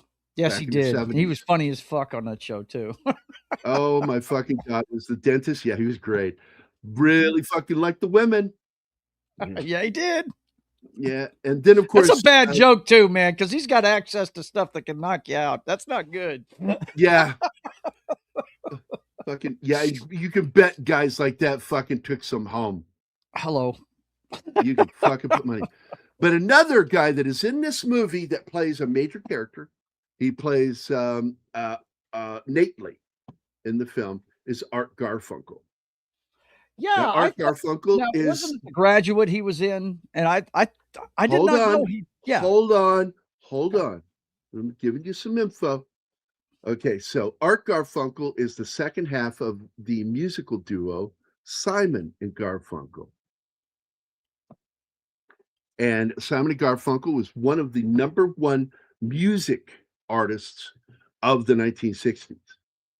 And they did the soundtrack to The Graduate. That was their music. And Art had a bit part in it. Mike Nichols was the director of that film, and he's the director of this film. And he loves Simon and Garfunkel. He's friends with these guys. So he invites them both to be in the film. The thing that sucks is the fact that Paul Simon's character was written out of the movie, and he was fired. And so he's stuck in Los Angeles. Instead of being down in Mexico shooting this movie with Art, he's up there in LA, and resentments began to build. Now, they say it wasn't until Mike Nichols' next film, but that's not true because that film wasn't being shot. What was happened in the making of this film that led to the death of Simon and Garfunkel, the breakup of that band. What did Art do? Not a fucking thing. He just played the part. But he wasn't the songwriter in Simon and Garfunkel. Paul Simon was. And Paul Simon began to get resentful. As he worked on the new album in LA, he resented the fact that Art was off gallivanting working on a movie. And when the next film came along, he wasn't offered a role, but Art was. And he took the role. And he immediately announced the breakup of Simon and Garfunkel. But it really wasn't the next film that did it. It was this film. Because all the resentment was bottled up from this movie. Because he got cut out of the film. And that just shows you what a petty piece of shit Paul Simon could be. Yep. Great fucking songwriter. But I do think he's a fucking tool. I've read a lot more about him. I also read he was a terrible husband to Edie Brickell. I was just going to say, I thought that was the only movie he was in. I had no idea he did other films. Yeah. He is in Carnal Knowledge with Jack Nicholson. He is in Carnal Knowledge. Candice Bergen was a babe in that movie. Oh my God. She was hot. Woo. Look, Nicholson is so good in that fucking movie. Mm-hmm. Carnal Knowledge. I love that fucking movie, but it's such a, like, the characters aren't very great characters. They're not very good people. No, they aren't. But I will tell you, they really do. And this is what makes it a great film. Great story arc and great character arcs. From the beginning to end, the characters have an arc. Mm-hmm. From beginning to end. This is a sad character because he is a shitty character. He's a shitty person, this character. But he's likable. He's fucking likable. And it kind of reminds me of so many people I've met. Affable people. Just so much fun to be around. Got no allegiance to anything or anyone. Themselves. Their only allegiance is to their needs. And that's this character. So when he dies later, I really didn't feel bad. I'm like, well, kind of earned that being a fucking self-absorbed prick. That when the Germans come, when the fascists come, we are friends. Whatever you want, I will be whatever you need. And I'm like, well, there you go. And people like you are a fucking problem. Because we have a problem with people like that in the world. Because they're why a lot of dictators get their hooks in. Whatever you want, we just want to live our lives. And that's how dictators get hooked into a country and don't leave. They have to be either killed, or murdered, or toppled. Exiled. Yeah. Exiled. Run out on a rail. Yeah. Personally, I'm happy with the Mussolini treatment with a lot of these motherfuckers. I think that Saddam Hussein, I watched his hanging. It was great. I brought popcorn for that. I'm like, yeah, motherfucker, you killed a lot of fucking people, not just Americans. Do you think Gaddafi deserved what he got? He think deserved anybody to die. deserves that. Yeah. Nobody deserves to be anally Skewered. raped Ugh. by a bayonet Yikes. because it went up his anus, Oof. and that was fucking evil. Yeah. That takes a special kind of evil to Yeah, do that. He said to Cubby Broccoli while he was in hospital recovering from the injury for the helicopter sequence, I want my knee taken off. That's guy's fucking wow.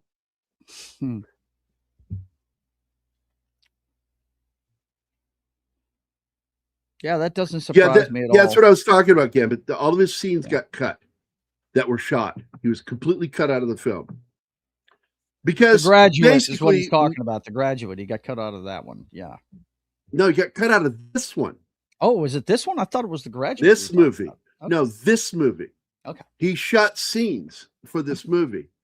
I took a lot of notes. Okay. First of all, the stabbing in Joseph Heller's novel Catch-22 occurs when Yossarian is attacked by the Nately's whore, a grief-stricken Italian prostitute. Nately, of course, is Garfunkel's character.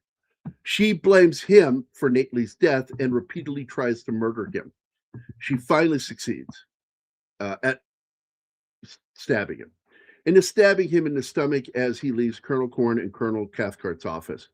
A deeper breakdown into what this means in the story. The motive. Nately was deeply in love with the prostitute, and she was also in turn in love with him.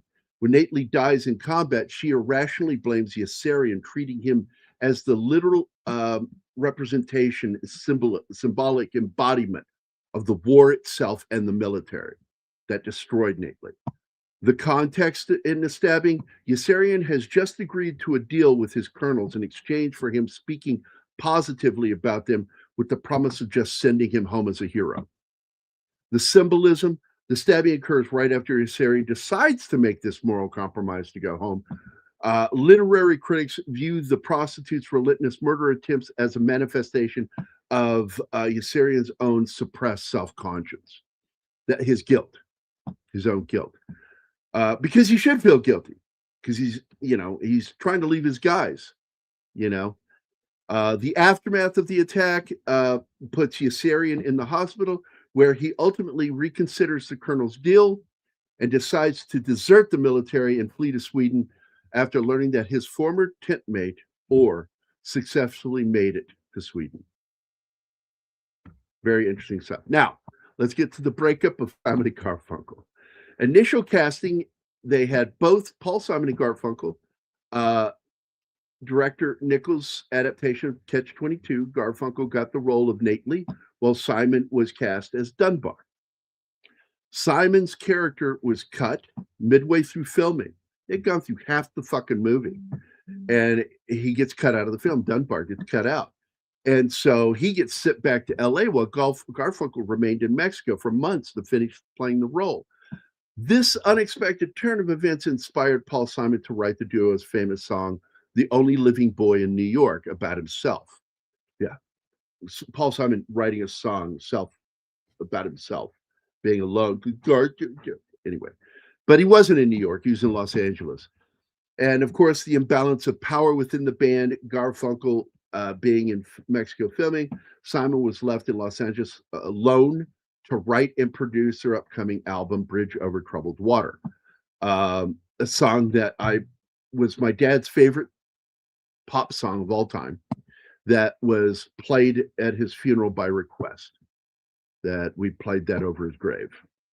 Upon returning, Garfunkel expected to resume their standard workflow, and but Simon resented, as he felt that he was doing all the creativity anyway, all the heavy lifting. So no, they did not resume.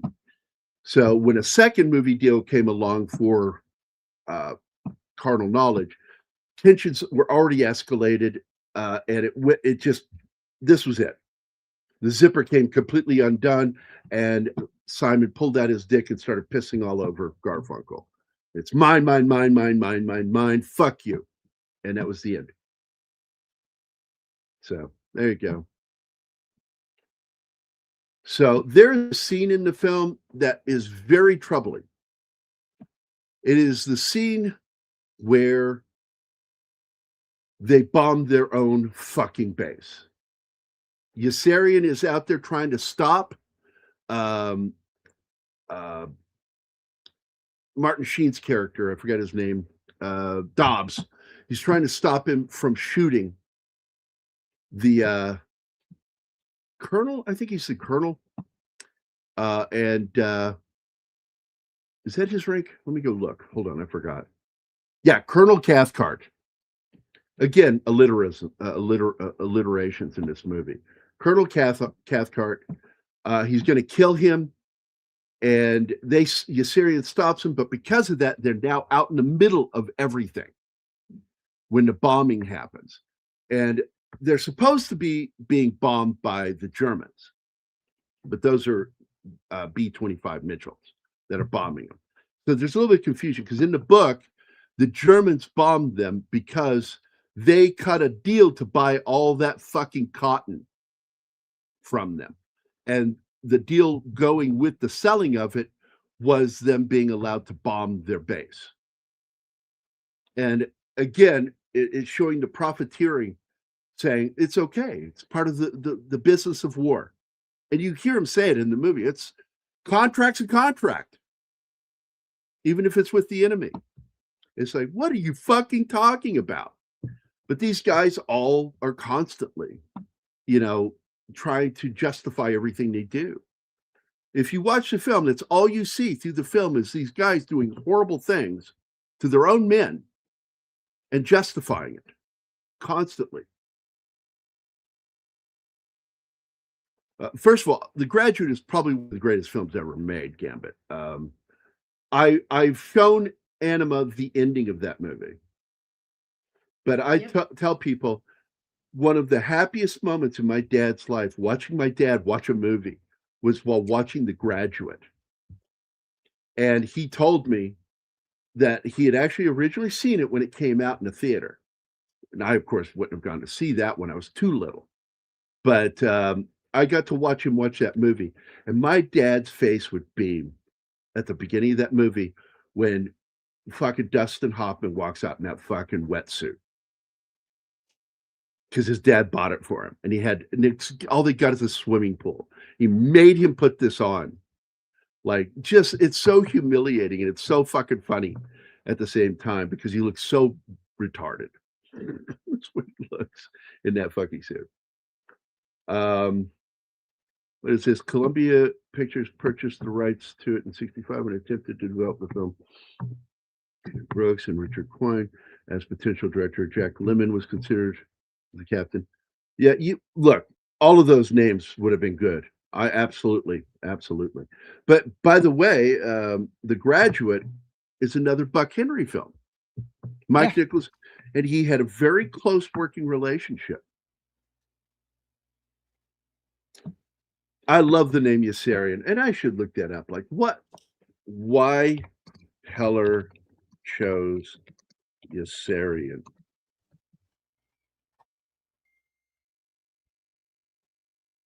He chose the name Yossarian for the protagonist in Catch 22 primarily to emphasize the character's detachment and mainstream military culture. He described the name as odious, alien, and distasteful, intending it to be contrast sharply with the clean, crisp, honest American names of most heroes in stories and other characters in the film or in the book.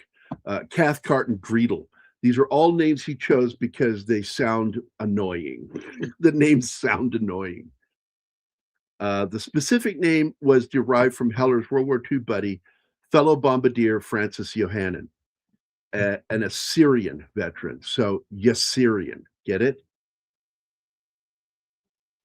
His name is Yohannan, and he was Assyrian, his buddy that he served with. And he took the name and the nationality and combined them into one thing, Yossarian. Hello?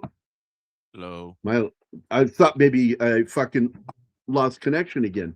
No, you're good. No. Because there's dead silence.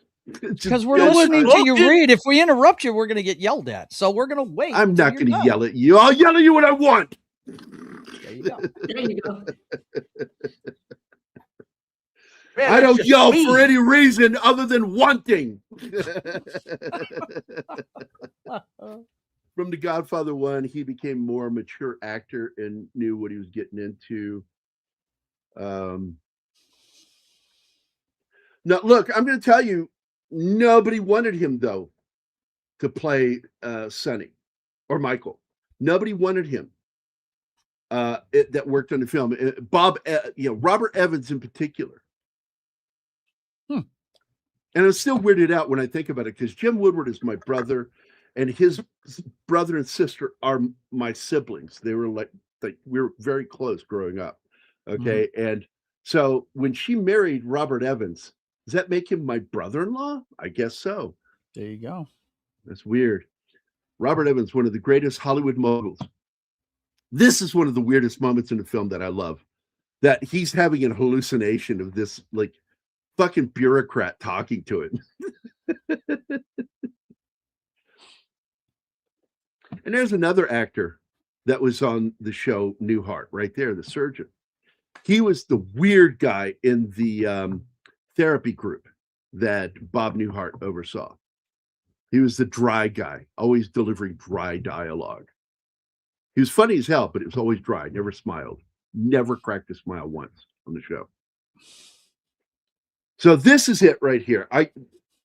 You see him, he's with this underage girl, and you just think that he is just the most proper character in this film. Always smoking his pipe, always talking calmly. But that is a sign of psychosis. This is a psychotic here, waiting for his break, his psychotic break. And he has a psychotic break when he takes her back to the hotel room and proceeds to R her twice. And then he says, "You killed her." He goes, "Well, of course I had to kill her. I R'd her twice." Like, duh. And it's like, what? Like, Yossarian is just like, what the fuck is wrong with you?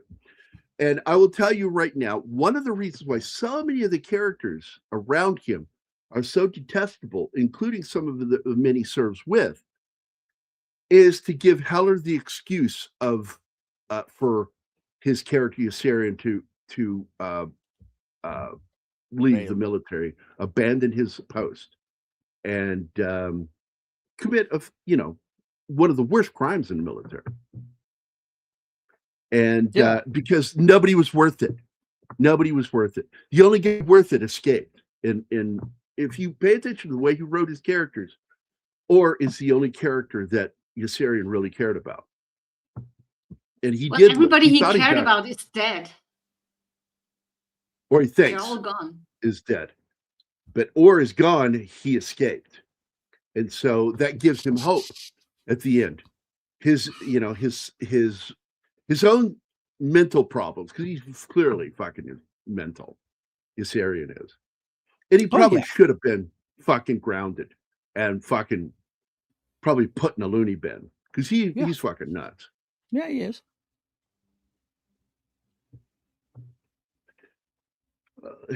There's no such thing as an ugly lasagna. Oh boy, there is. All that matters with lasagna is how it tastes. Yes. Just ask Garfield. Just ask Yeah, that's right, Garfield. Garfield and his lasagnas. That's it, man. So he goes up here, and that old guy I brought up earlier is dead. And you got this cynical old bitch here. Doesn't matter. They're all dead, you know. Mm-hmm. You know, and this movie is just full of ennui. It's just, no joy in this movie. The only joy you get is watching the suffering of certain characters. And it's LSD infused. It's just not my cup of tea. As much as MASH. MASH is more so. Yeah, but at least some of the people in that movie were likable.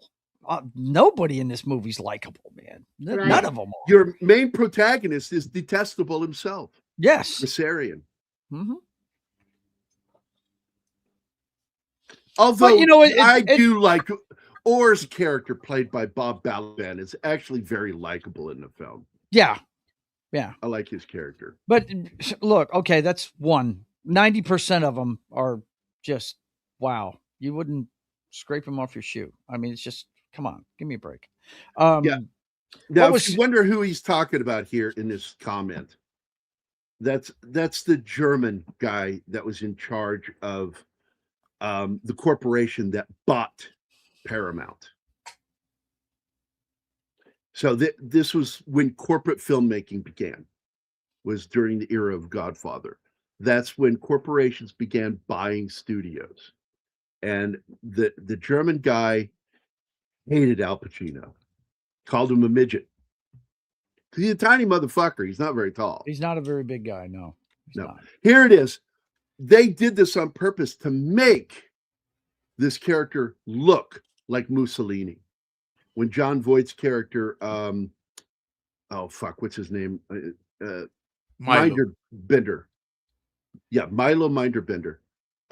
When he comes in like Mussolini, standing up at the front of the car. In the front of the car. It's just like, what the fuck are they doing? And that he knows exactly where the girl he's looking for is, the hooker, the prostitute. Because Yossarian feels compelled to tell her that Nately is dead.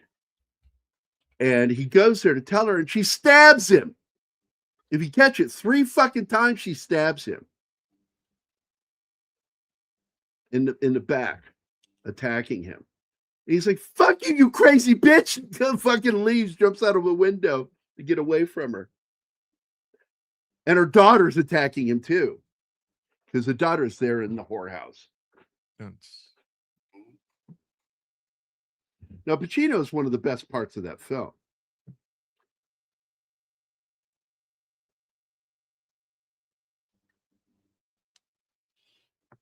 Mario Puzo's books is not very good.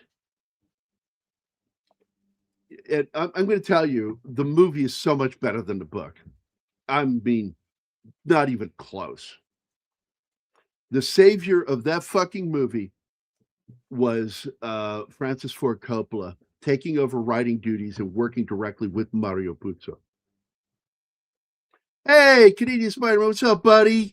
Hey. My favorite superhero north of the border. What's up? Soon to be living in his own country, I hope. Oh, is he in Alberta too? If he's not, he needs to be. I have a couple of other Canadian friends, like Mike. Ryan. There's a few of them. I'm planning to move to Alberta. Yeah, moving to Alberta. The Texas of Canada. Yeah. Mm-hmm. Oh, man. Good to see you, man. Good to see you. When Al Pacino... No, he's the only one who fought for him. I want to explain that to you. Nobody else wanted him. Only Coppola. They wanted somebody else. He wanted Pacino. Only Pacino can play Marco Corleone. And in the end, he was right. Yeah, absolutely. Yeah, but if you watch Godfather again, watch how often Michael is seated when filming with. Yeah, because he's so fucking short. Like, I'm not kidding you. That guy is a tiny motherfucker. He is. He's And not. He looks very tall. normal size with De Niro, because De Niro's a short Italian too. Yep. The only Italian I think he's really, really a lot taller than is his buddy in several films. What's his name? God, he was in the Lethal Weapon 2. Joe Pesci. Joe Pesci. Because Joe Pesci's a short motherfucker. Yeah. Yeah, Gulf and Western bought it. And it was run by a German. The name you mentioned, Budelhoff. That guy, like, if you watch the making of films, the miniseries, it's really fucking good. They left out a couple of things, but I'm fine with it. Because they told the meat of the story. And it's pretty on the spot with a lot of it. There's a little bit of bullshit in there, especially when it dealt with the Italian League. The way that got shown in the film didn't happen quite that way, but there was a lot of. The one thing I think they didn't really show well enough was how James Caan got too buddy with the Goombas, the real gangsters. Oh. And the FBI had no idea who the fuck James Caan was, but he has a fucking file with the FBI because he was hanging out with Goombas too much. They started thinking he was some Hollywood Jew that joined up with the mob, because there was a close relationship between the Jewish mafia and the Italian mafia. They had a very close relationship since the 30s. Yeah, but that's it. Bloodhorn. Yeah, he's from Austria. Well, that doesn't look good for Austria. That's 2 strikes against Austria. Fuck off. On cue. Of course. She knew immediately who first strike was. You keep rubbing it into my face, you motherfuckers. Yeah, we all do it. We all take part in it. Well, they had a love-hate relationship in real life. Robert Evans and him, because Bloodhorn wanted to fire him all the fucking time, which is why I said Kathleen Kennedy's survival in Hollywood makes no sense, because he has never made anything as good as what Robert Evans has made. That guy made hits and made Oscar films. What the fuck has she ever done other than make good coffee for Spielberg? Man. Got her name on some great films. She wasn't any fucking power to be reckoned with. But she became one once they gave her power. And the first job she did was Julius Caesar George Lucas. And by the way, one of the other people betraying George Lucas was, what's his name? It's Dave Filoni. He's one of them also that carried a knife that day.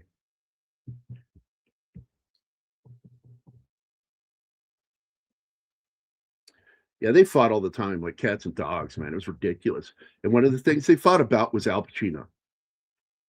Because he didn't want Al Pacino either. Robert Evans didn't. He had certain actors in mind. And actors that he worked with before. And but once Coppola sold him, he fought with Gulf Western for his director. Yeah, this is the scene. Like, the MPs are there to fucking get you, you psychopathic murderer. Mm-hmm. It's like, are you Yossarian? Yes, you're under arrest. You're coming with us. It's like, what the fuck? And they ignore him, and he's over in the corner laughing maniacally as they walk out with him, and he got away with murder. Yeah, this movie does not like MPs. All the MPs are corrupt in this movie. Every single one of them. I didn't even, you know what? I only watched half the movie, so I didn't even see an MP1. So I'm glad they're all over the place, dude. I'm glad I didn't watch it. Nobody looks good in this movie that served.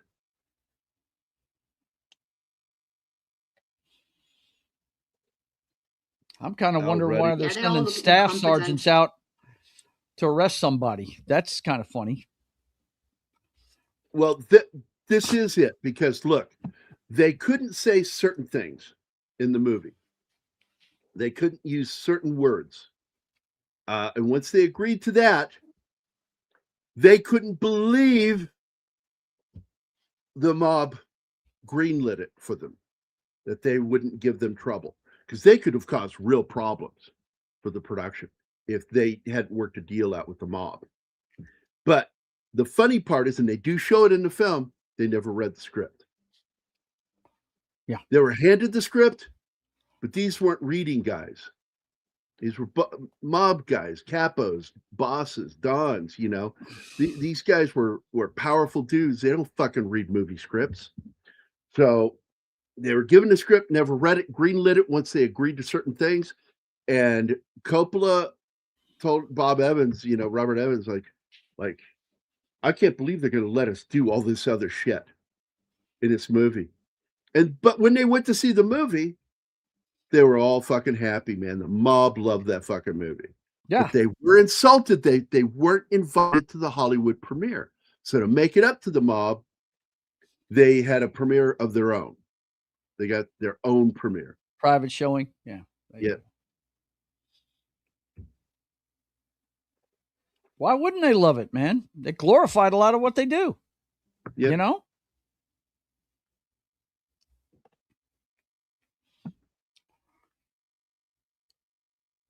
Buck Henry must have loved Charles Grodin, because they did a lot of stuff. I was just looking at one of my favorite movies I've ever seen. It's one of my top 5 favorite movies, Heaven Can Wait. With it's so him funny and, you brought that up, because yeah. that's another Mike Nichols film. Yep. I love that movie. Again, Buck Henry was the main screenwriter on that film. And it is an adaptation of something Mr. Allison.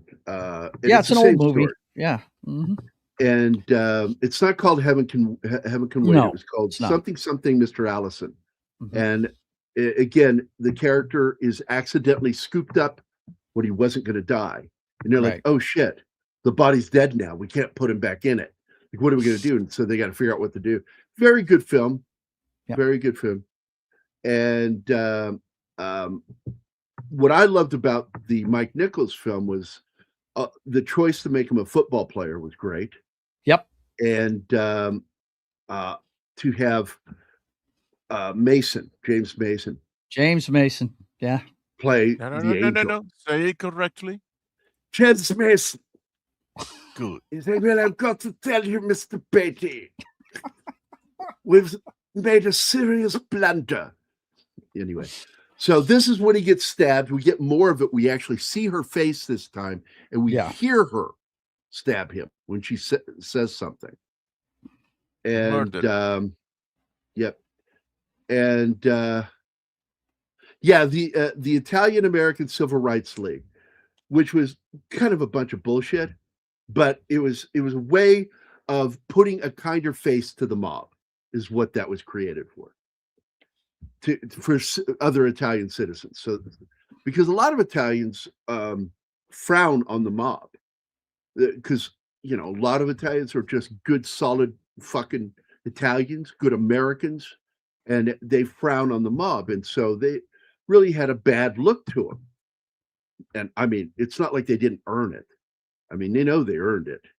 So he, was one of the founding people to help bring this organization about, the Italian American Civil Rights League, and of course to have the Don of the Mafia to be part of that and speaking at events, which is where he got shot. He was speaking at one of the events and got shot.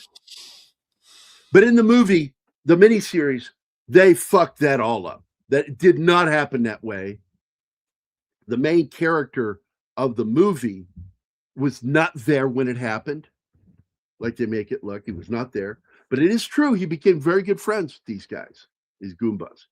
This scene here is the worst of the flashback, because you actually see his guts falling out of his side. When he goes to move him, and his guts begin falling out of his body. And it is like they pulled off some really good shit having Yeah, shot this in the practical 1969. effects in this movie are top notch for 1970. My God, they did some really cool shit. They really did. Because they hadn't even figured out the color of blood yet. Right? Because the film process changed between 1960 and 1979 a lot. And so you had different color formats that they would use, and they couldn't figure out blood. That's why so many fucking movies from the 60s and 70s, blood looks orange. Yeah, I was going to say it looked orange early on in the 60s movies. Yeah. There's a it's lot of ridiculous. John Wayne movies where it looks like they put like marmalade or orange juice in the blood. It looks Right. really fucking orange.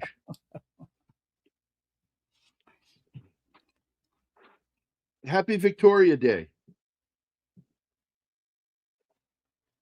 Or no, I mean the Richard Tim? Benjamin week, not weekend. What? Wait, what did you say? I said hi, Tim. Oh, he said this here. No, I was reading what was being said. Sorry, in the chat.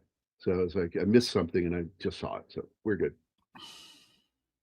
Tim is here. What's up, Tim? How you doing, buddy? Tim?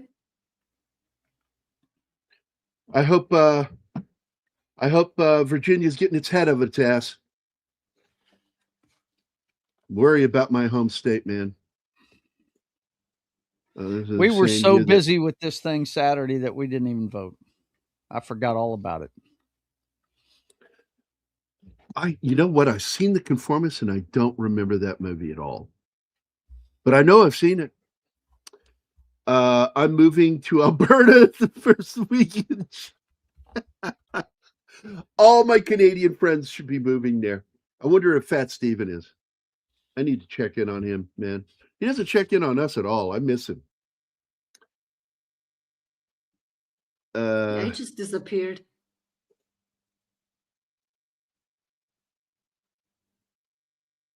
So this is when he learns that or isn't dead. They're like, no, he didn't die. You didn't hear yet. Oh, well, let us be the ones to tell you. He survived the crash. Apparently, and I heard him say it once that it was practice, and he does. He says it in the movie. Yeah. That it's just good practice. Crashing is good practice. Yeah. And he's been practicing crashing so he would survive the crash so he could row to fucking Sweden and bang on all those hot Swede women. And so they're laughing about it. And the funniest part of this ending, and it makes me laugh, is they cheer him on, Yossarian. Go, run. The chaplain and the fucking doctor cheering him on, man. Go, get going. You're free. You're free. Yeah, and then you see him in that shitty little boat trying to row away from the shore, and he's not going anywhere. And you can see the fucking movement of the water inward. It's tides coming in, and he's not moving. And I'm like, digging that's in, a right? shitty, Yeah, that's a funny. shitty ending if you think about it. Because like people who don't understand flow of water and trying to row in it, don't understand. He's not getting anywhere. No. He has not moved. The camera's pulling back. That helicopter shot, pull it back, and he hasn't moved any further away from shore the whole time during the entire pullback. That's fucking funny, like sickly funny. Yeah. But the movie did feature a lot of real B-25 Mitchells. It was really nice to see these babies in action. The mass takeoff I thought was cool. That's something that they don't do now, but a lot of it's aircraft takeoffs and stuff. But if you look at military airfields, they're a lot different than your civilian airfields. They've got a lot wider runways, so they can do that. Bigger planes, and that footage of them taking off, 2 in a row, was really impressive, man. Pretty cool shit. Yeah, they built this entire base and the landing strip for this movie. Mm-hmm. But I do want to tell you, the other thing that made me laugh is that's his parade for him going home. And he doesn't. Now that's care. ironic. That's ironic. And he's decided to fuck it all and desert instead and become a criminal. He's going to be a criminal the rest of his life. He'll be hunted. Just let you And a know lot of that those he guys really eventually was got. A lot of those guys nuts. ended up getting caught years later. Guys that lived in Europe, became farmers and shit, and they would eventually get caught. And it's sad because like they fought, but they decided, you know what? I'm done fighting. I'm done. Yeah. And so they go marry a local girl and become a farmer. But when they get caught, it's not pretty. Their life is not going to be pretty. It's going to fuck up that family's life, all because of choices they made. So I want to go back to that scene. So in Catch-22, Milo Minderbender bombs his own base to fulfill a profitable contract he signed with the Germans, who paid him to attack their own squadron. So Milo, the syndicate's mess officer, turned ruthless corporate capitalists, used the German planes, which they're not, it's B-25s they use, to conduct the raid. His motives behind the attack were entirely driven by greed. So to make a profit, Milo was experiencing a massive financial crisis, a setback, because he had purchased an entire Egyptian crop of cotton, and there was no market for it. He needed the revenue from the Germans to keep his syndicate from going bankrupt. And so he's using that classic thing, it's the American way. But this isn't the American way, because this is profiteering. It's a crime. So anyway, to honor business agreements is the other thing they talk about. And even the fucking colonel talks about it. So Milo's allegiance wasn't to his country, but to the principle, quote, everybody has a share, end quote, in free aid. In his eyes, a contract was a contract that had to be honored regardless who gets hurt. And author Joseph Heller wrote this event as a biting satire. It demonstrates how, when capitalism is taken to its most ruthless extreme, the pursuit of profit becomes complete and indistinguishable from betraying and attacking one's own people, which is the problem with commies, is they try to make it look like every capitalist is this way. And it's like, no, very little of capitalism does that. It does happen, but very little of it. And so it's, it's funny. But anyway, Milo is with treason for the bombing, but he avoids punishment by showing the military's top brass the enormous financial profits that the syndicate made, which they are also part of. And the investigating officials ultimately decide that the pursuit of successful free enterprise business outweighs the attack, and all charges are dropped. But that's in the book. In the movie, it's all done in one shot, where you see the colonel pull up in his Jeep, and Yassarian confronts him and ends up pulling the trigger on the 45 on him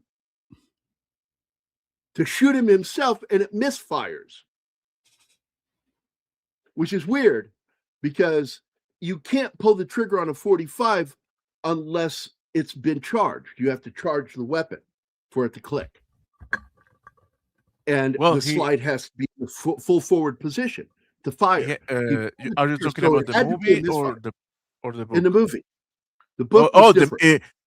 He has fired the gun. He fired at the bombers. That is why. Well, the thing is though, that there has to be a round in there. So it's not him firing on an empty chamber. Oh yeah, it's not empty. Maybe a dud. It was a dud, and that's what it was. And the colonel's look on his fucking face, like, I'm gonna fucking. And within a minute, he's buddies with Yassarian again. It's the American way. Come on, you got to understand, we're all here to, that to win the war, we have to profit. It's like, what are you talking about? That is not it. So it makes all military leadership look like it was profiteering. Now, look, military leadership is pretty fucking retarded. I will tell you that. But a majority of those fucking guys are political animals, not fucking corporate shills.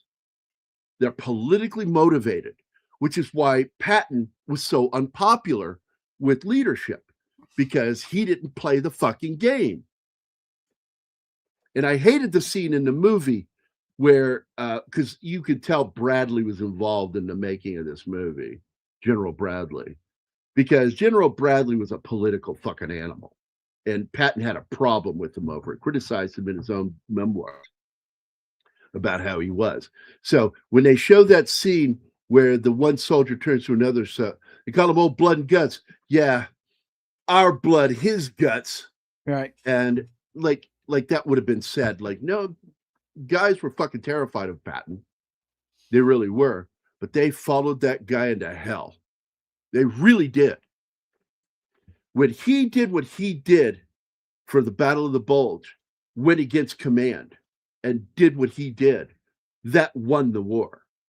And a lot of people don't realize it. As rough as that was, by moving straight ahead and not doing what the military wanted him to do, it won the fucking war. It ended it. Joe Sr. was there. My grandfather. Yep. Wait, what is this? We aren't allowed to have pistols. Our government doesn't think. That's why you got to move to the Texas of Canada. So anyway, this is the shot. I pause it here because if you look at the water movement, it is moving on this screen from right front towards the shore on the left.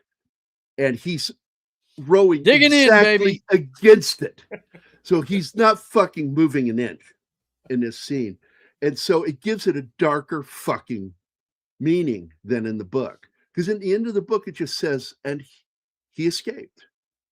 Doesn't say how, what he did. The movie has a darker fucking ending, in my opinion. Because if you pay attention, that boat's going nowhere. What's that song by the Talking Heads, Road to Nowhere? He's on a road to nowhere. Anybody remember that Talking Head song? No. But I remember going nowhere fast from Streets of Fire. Streets of Fire. Nowhere Fast. What's that? Is that like a band? No. the It's a movie, song Streets of called Fire. Nowhere Fast. It's the opening song in the movie Streets of Fire. Oh, it's a movie. Okay. It's a song. He's opens the messing with movie us. Streets He's of messing Fire. with us. He knows. Look at that motherfucker. I'm trolling both you motherfuckers. Shut up, Jerry. Yeah, you can buy all the ammunition you want in Canada. You just can't own a gun. That would be funny. Oh, no. I got you one better. Here in Mexico, you can have your gun. You can have your ammunition. You can shoot back only when you're being shooting at. If your attacker stops shooting, you can shoot. Make sense. Catch-22. There you go. And I do like that. It became part of the American lexicon. Catch-22 became a real thing because of Joseph Heller. But I got to be honest with you. I absolutely believe, I've never seen absolute proof. I believe Heller was a fucking communist. I do believe he's a socialist, which is a wait, Orson Welles first tried to buy the rights to Heller's novel to independently produce and direct it in 1962, but was unsuccessful. He was unsuccessful with a lot of things, including what would become Apocalypse Now, was Heart of Darkness. He had it cast and everything. He was ready to make that fucking movie. They had made the miniatures. They had, including making miniature sets to plan out the movie, because that's where Spielberg learned that from. If you didn't know, it's Orson Welles. That he would make miniatures of his movie sets and plan every shot out on the miniature set. He was fucking brilliant. He really was, Orson Welles. He is renowned for its role in saving B-25 Mitchell aircraft from possible extinction. It's a great plane, man. Jimmy Stewart liked that plane too. Now the B-25 is the largest aircraft arsenal ever.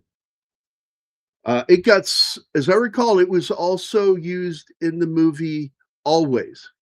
Isn't that what Richard Dreyfuss's character flew? Not The sure. B-20. They are old World War II aircraft that they're using in that movie. I'm Yeah. not sure if it's. But they're still good planes. They're still Yeah. good planes. I haven't seen Always in like 30 years. Dude, it's a great movie. I watch it about Nice. once a I year. know. But I'm a Last huge time I fan of saw it- Holly Hunter. Or I think that's her name. Is it Holly Hunter? Yes, No, Audrey. Alejandro. Audrey Hepburn is the angel in it, though. Yeah, but Holly And it Hunter was is her the last love movie. The interest. wife. Yeah. But No, I watched no. it because That's not I right. love Audrey Hepburn, and it's the only reason I watched that movie was because it was her last movie. Anyway, last time I saw it was in 97, 98. Right there. The film's budget accommodated 17 Yeah, it is flyable Holly Hunter. B-25 Okay. Mitchells. Got it right. One Hulk was acquired in Mexico and flown with landing gear down. They also had some demolished ones too that were cut up and used in parts for the movie. There's a great antique air show near my house in Reading, PA. Just watching World War II planes take off and land all day. I bet that's fucking fun. Akira Kurosawa had an unlucky timing with the film Tora Tora Tora. Oh, wait, was there another movie just called Tora Tora?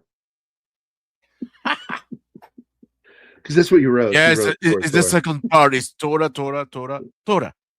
4 Toras. Means attack, attack, attack. Even more tours. Yes. As I would call him, Kurosawa-san.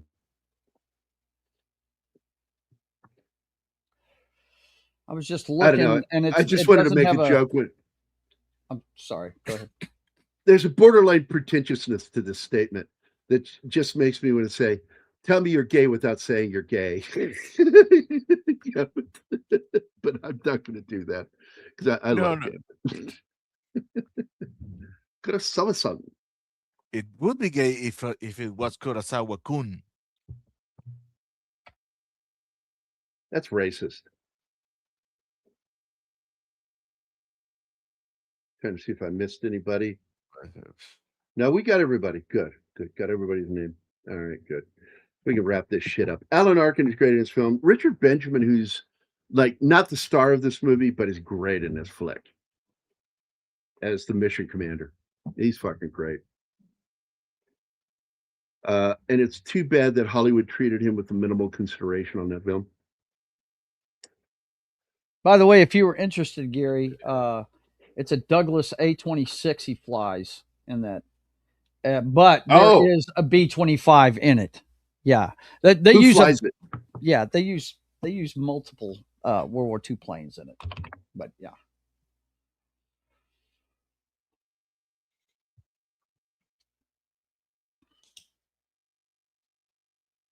It says here Douglas A-26 Invader. But they do have a North American B-25J Mitchell in the movie as well. They've got a Canada DHC 6300 Twin Otter. John Goodman flew the A-26 Invader. Okay. Yeah. While North American B-25J Mitchell appears in the background in the film at Flat Rock Airfield in Colorado, it was only in the background, so it wasn't flown. So only the A-26 was flown. Mm-hmm. Yeah, I was just looking at pictures of them, and I was trying to figure out what it was because I saw it didn't have the dual stabilizers on the back. And I said, no, that can't be it. That's why I was looking it up. So in the 89 film, Always, the A-26 Invader was flown by the character Pete Sandich, portrayed by Richard Dreyfuss.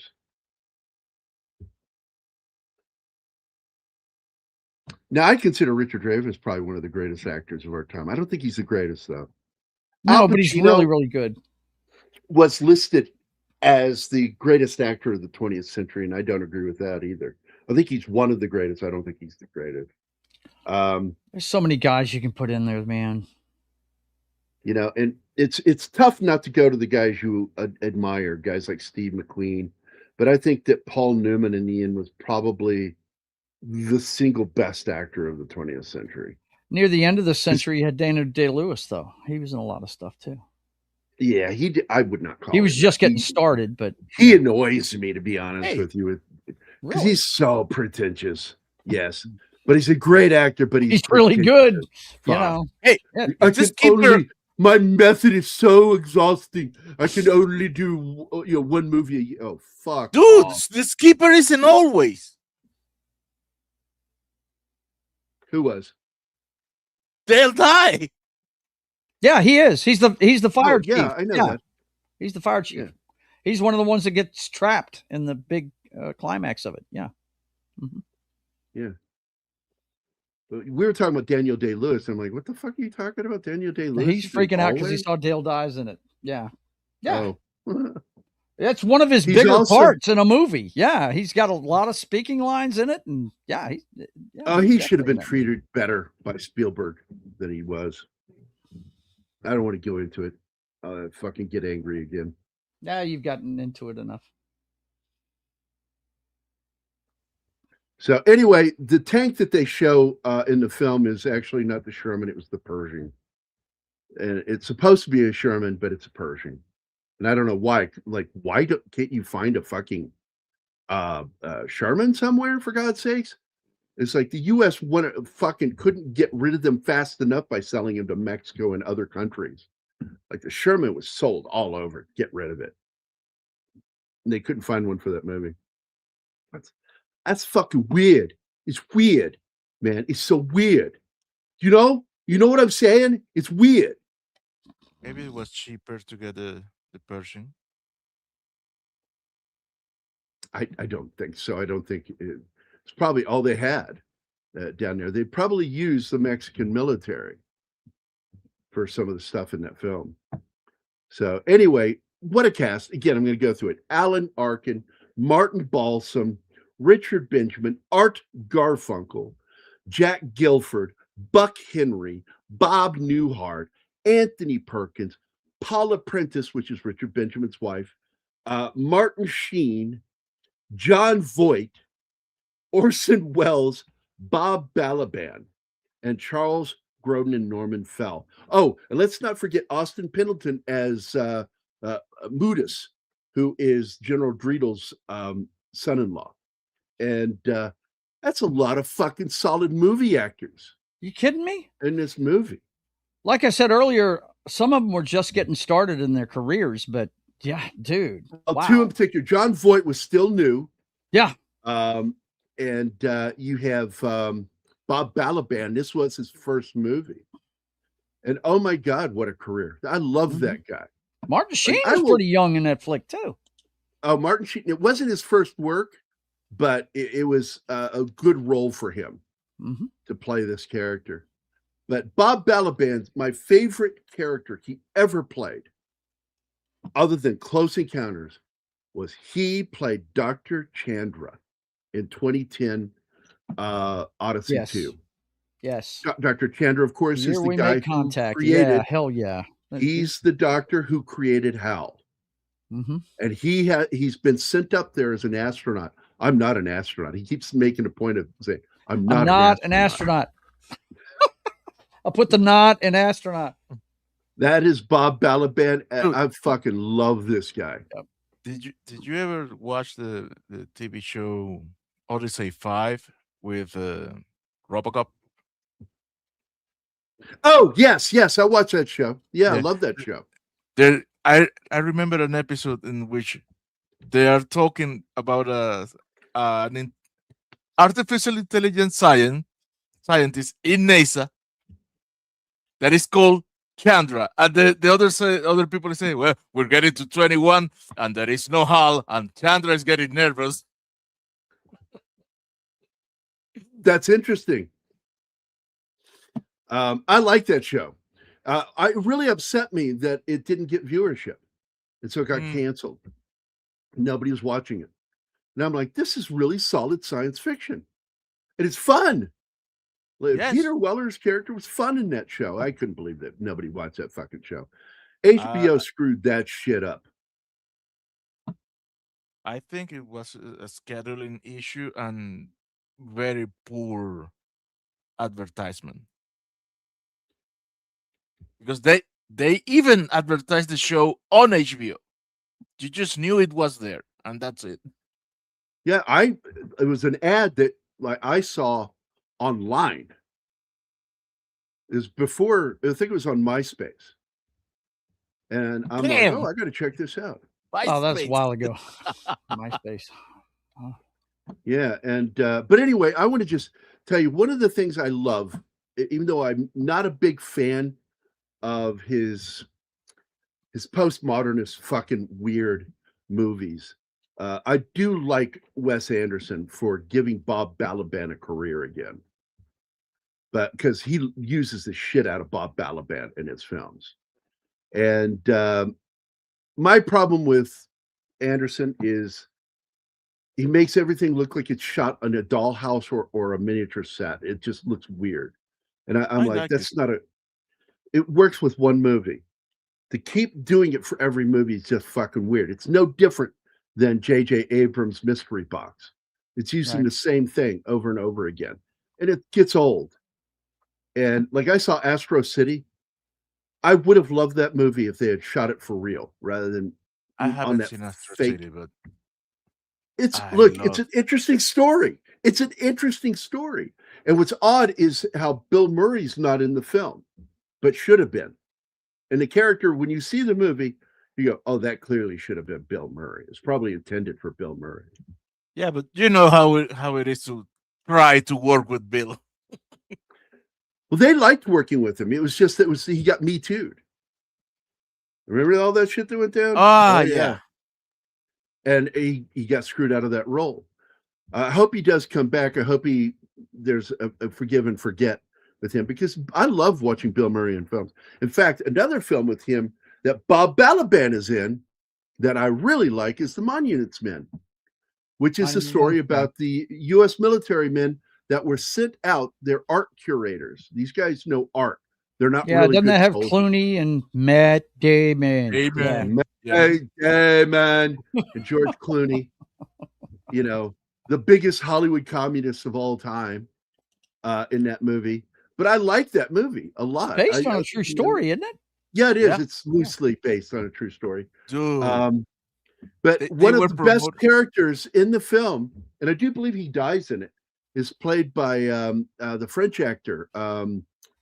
Oh, give me a second. I'll remember his name. Jean Dujardin. Jean Dujardin. I fucking love that guy. I fucking love that guy as an actor. They I were don't like the promoting movie The Artist, but I do like him as an actor. What's that? they were promoting Monument Men in London, and after the promotion of the movie, they went directly to Graham Norton's show, but they were hammered, and it was the best Oh, I Graham remember Norton this. show Yes. ever. No, they're not the only ones there. I've watched episodes. Yeah. I know that guy is fucking hammered when he's being interviewed. I'm like, having been hammered on a live TV show, national TV show, with two of my friends, Kurt Yeager and Shane Moore. We were drunk on that show being interviewed. So when it went off the handles for a minute and the host goes, I guess somebody forgot to get the memo. It's a family show. Shane and I made a gay comment about each other. Shane leans over like nobody can hear him, goes, Gary's a selfish lover. I said, it's true. It's very true. I am. Oh my God, that was funny. And I have that video for anybody who ever wants to watch it. I will make it viewable to you anytime you want to watch it. It's funny. Us doing a live talk show in Los Angeles. Wow. Drunk. Nice. Oh, So you don't seem that drunk though. What's the British guy that's got the show where they all drink? Graham Nolan? Is that his name? yeah, Yes. Graham Nolan. Yeah. Norton. Awesome. Graham Norton. Norton. Graham Norton. Okay. Yeah, Graham Norton is funny. I like his show. Oh, I love I it. get Yeah. tired of his political jokes at the beginning of the show, so I usually skip to once he introduces the guests to get him Yeah. to come out. Let the guests get in there and start drinking. That's when it's And I it's like funny. it that it's not like one guest at a time, really. They all come out there at once. Yep. And I like that they're all interacting with each other. And it led to one of my favorite moments in television history was when Matt LeBlanc was on there with the Queen of Dragons. And she's fucking fanning out with him. She has a huge crush on Matt LeBlanc. That's awesome. And That's she's awesome. flirting with him like nobody's business, and he's enjoying it. He's enjoying it. Wouldn't you? she- I mean, And she says, I want you to say it to me. Will you please say it to me? He looked at her and he went, okay, for you. How you doing? And she lost her ever-loving fucking mind when he did it. It's like, I'm like sitting there going like, I think romance just fucking started. Like a what do they call that? A May, December fucking relationship. Because she's like way younger than him, but like she was clearly into him. And he's a good-looking guy, you know. Are you kidding me, Joey? Yeah, you know. Joey Tribbiani, good looking, no way. My favorite line he ever uttered in anything he ever did, though. And the monkey flips the switch. And the monkey flips the switch. Because he did not want to pilot that Family That's Robinson Jupiter. into space. That's his best role, if you ask me. I freaking No, love him. I'm not going to argue with you at all on that because I agree. He was born to play Don West. That Yeah. was a great fucking role for him. When he fucking hits the button that puts the armored helmet over, and he's just like he's going into war mode. He's in war mode. Yeah, it's pretty cool, man. Like I'm in my element. There's a lot of hate out there for that Lost in Space movie. I love it. I thought Not it from was this awesome. guy. Yeah. I was haven't alive seen and I any watched hate. the original series when it aired. Mm-hmm. I'm a fan. Mm-hmm. And I love that fucking movie because I felt like it had the heart of the show. Dude, In with the right the place. Jupiter 1 is the exact shape of the original Jupiter 2. That was And it's awesome. a shell. Yeah. It was the shell of the actual ship inside. My problem was oblong inside of a circle is weird. Yeah. Oblong ship inside of a circle. But I love that they did have that for the launch going into space. I also like the line, this Cold War just got hot. Yeah. And a lot of people don't realize his battle buddy. Yeah. Anybody He's from The Walking recognize Dead, him? man. The That's Walking Morgan. Dead, Yeah. That's Morgan. Mm-hmm. Yeah, he had a voice like this in that movie. Talk like this. Yeah, I like that movie. He's a British actor, isn't he? And Gary Oldman nailed Dr. Smith. Yeah, he did. Oh, yeah. Yeah, he did. I feel in many ways he was the superior Dr. Smith because he was so Yes, real like, don't get me evil. wrong.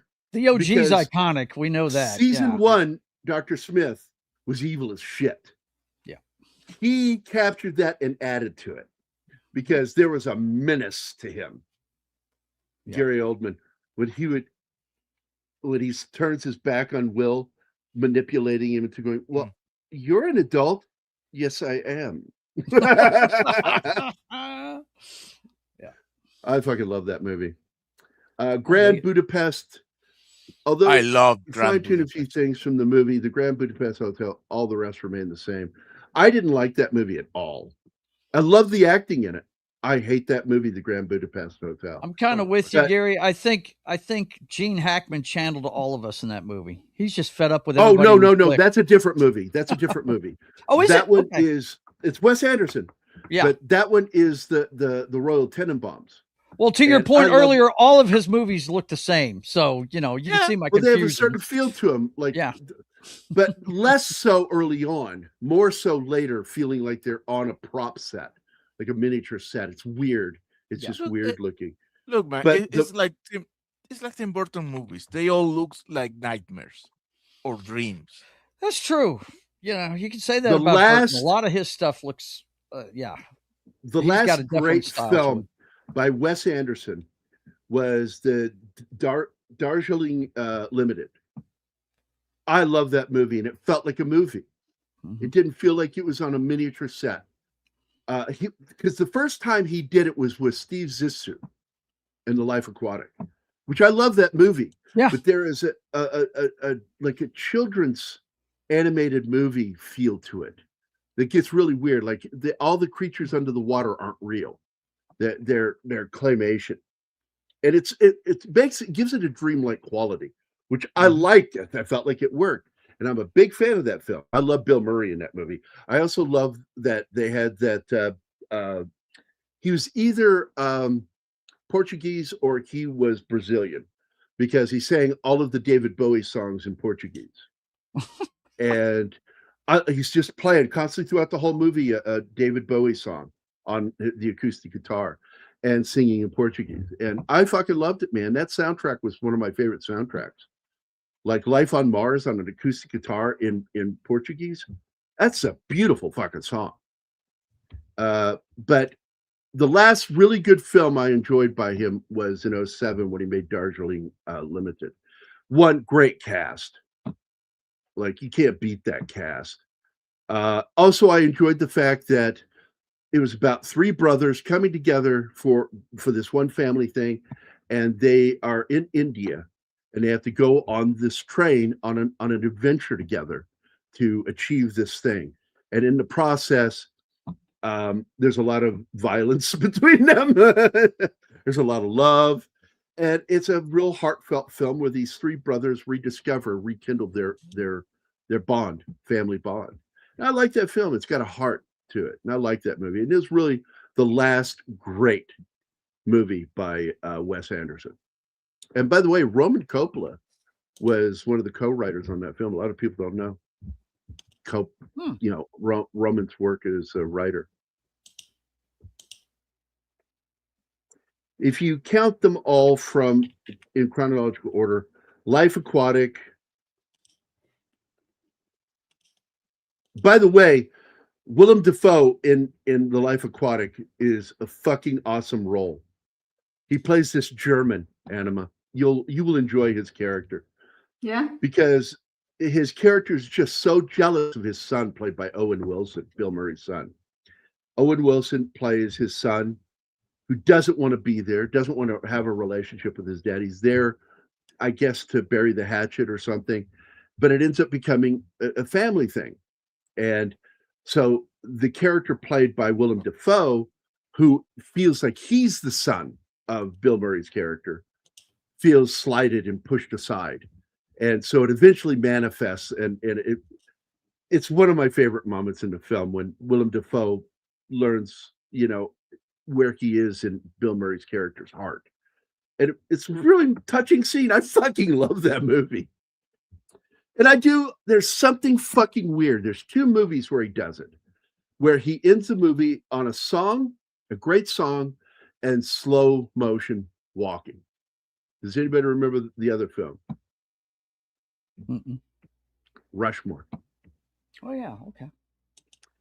It has that scene at the end where everybody's slow motion dancing to, I think it was a Cat Stevens song. And I like the way he did that. I like Wes Anderson. I just wish he would get out of his own fucking head and get out of his own way and make some movies again and go out and fucking shoot them in a real place and stop fucking making movies like it was shot on a plastic set. So fucking weird that he did that. It's off-putting. It bothers me. Moonlight Kingdom has that same thing. In the way Dafoe then teams with Owen Wilson to rescue Murray. I mean, Luke is his brother, but it's the wrong Wilson brother. That's sort of like making that mistake with the Beach Boys. Yeah, huh? Okay, nobody got that fucking rock and roll. I got it. Okay. It gets me right here. Gets me right here, buddy. Christian Delorme would have laughed at that joke because he would have got the reference. Streets of Fire. Again, somebody brings this up. Like, I've never heard of this thing. What is this? It sounds like that's a place Walter where you go Hill's to get VD. movie. Is that VD? Is that VD Central? Oh, you're making that. Yeah, okay. I hate it because I love that movie so much. It is so great. I wish he could have finished his trilogy. I really do. I love it. I have never watched it. What? As much as you love music, that you need to watch it just for the soundtrack. I own the soundtrack. I love the movie. You got something against Michael Pere or something? Know. No, well, maybe. I was going to say, there's something in there. Willem Dafoe. It's the first time we got to see him. And boy, he's so pale. He's almost translucent in that movie, man. It's like I used to joke. I said, oh, man, I wonder what kind of movie, if this could be a great film. Who's in it? Michael Pere. Okay, it's going to be a B movie. It's going to be a B movie, guys. Don't expect a lot. It's got Michael Pere in it. but Michael Pare was in some good movies, but I don't think he's all that great an actor. They tried Eddie and so the Cru- hard to make him a thing, and it Eddie just and the didn't happen. Cruisers was a good Yeah. movie. Yeah. It was cheapened by him, but I still like the movie. Great soundtrack again. Yeah. And To Live and Die in L.A. is like The one of my Philadelphia favorite Experiment. films, That was a pretty and I good. love movie. that song. Yeah, look, he was in some good movies. Yeah, he was. Don't try to fucking sell him to me as being Yeah. something great. And No, that's he what was they in were some doing, great right? films. They were plugging He him was into not a several good different fucking kinds actor. of movies, trying to find a niche. You know for where him. he got his start? Mm-mm. Like Travolta on TV. Really? He was in a little family show called Greatest American Hero. He was the Travolta character No wonder on I The Greatest don't American know that one. I never watched that show. Never He was watched the it. that's a tough good show. streetwise. He was the tough streetwise high school student under John Hinckley. That was his name.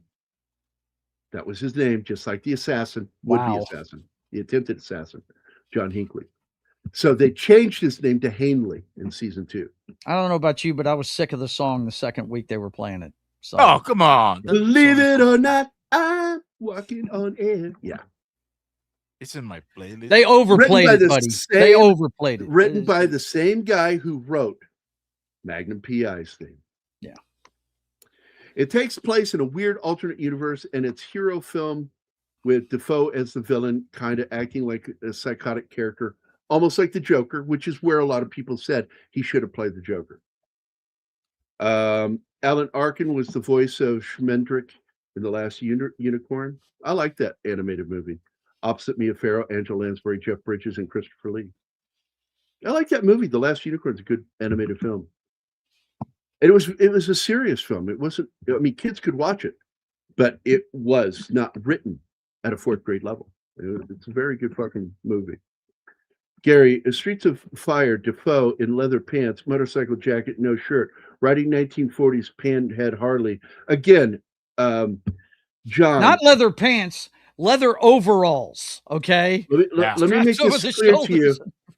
This is the kind of sentence that you wrote here that would make me ask, I want you to tell me you're gay, but don't say you're gay. Exactly. Right. That's how you do it. and we haven't gotten to the hairdo yet. Oh my God. Yeah. The pompadour with that comes Oh to the my point. God. The ducktail. It was so, oh my God. His hairdo, Defoe's hairdo in that is so reminiscent of something that destroyed a band, was Flock of Seagulls. Yeah. Everybody over the thought that top. that was a hairdo he wanted. No, that was done that day for that video. It was not the way and then he was expected to look that way all the time. And it ruined the band. It destroyed the band, the hairdo. Ruined, Brian. Ruined. Ruined, Brian. Ruined. Was it animated? I don't remember that, Gambit. Thanks for telling me. Dipshit. Anyway. Gambit's I love always you, pointing buddy. out. He's like I Mr. know the Spock. obvious. Yep. I'm reminded of Sherlock Holmes' great line, "You'll have a keen sense of the obvious, Watson." One of the greatest backhanded compliments ever delivered in anything was Sherlock Right. Holmes to Watson when he said that. You have a keen sense of the obvious, Watson. And which is there's no eye contact. Okay. It's not gay until there's eye contact. Guys, Right. I have to go. We are way over. But we're having need so to much run. fun. I need to run to the store and they close in 20 minutes. So See you later. I have to go to the store too. So let's go ahead and wrap it up. Okay. So I'm going to say bye to everybody.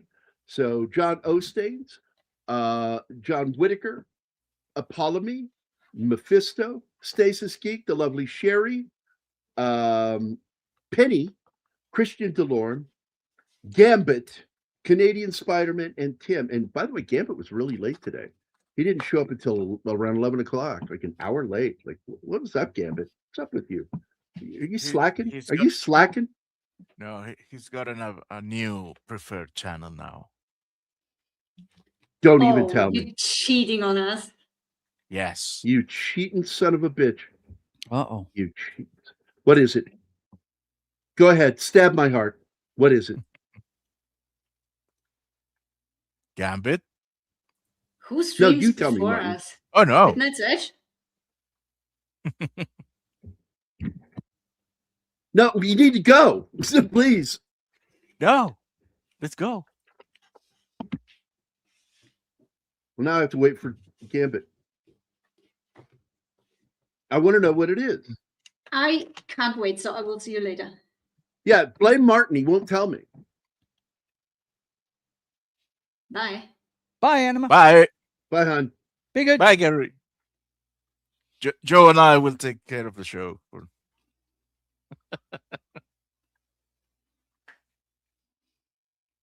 Are you going to tell us who you go to watch, Gambit?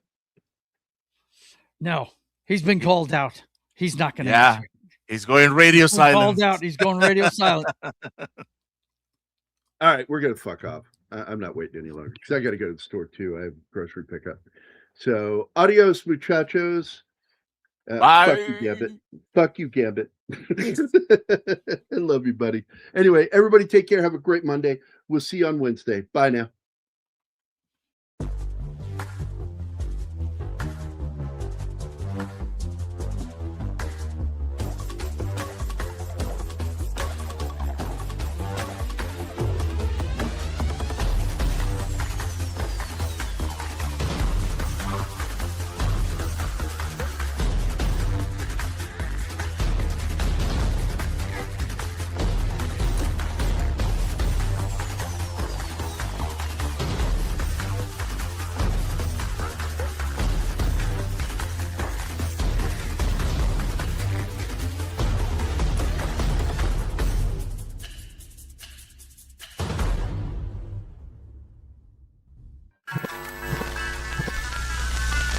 Y'all come back now, you hear?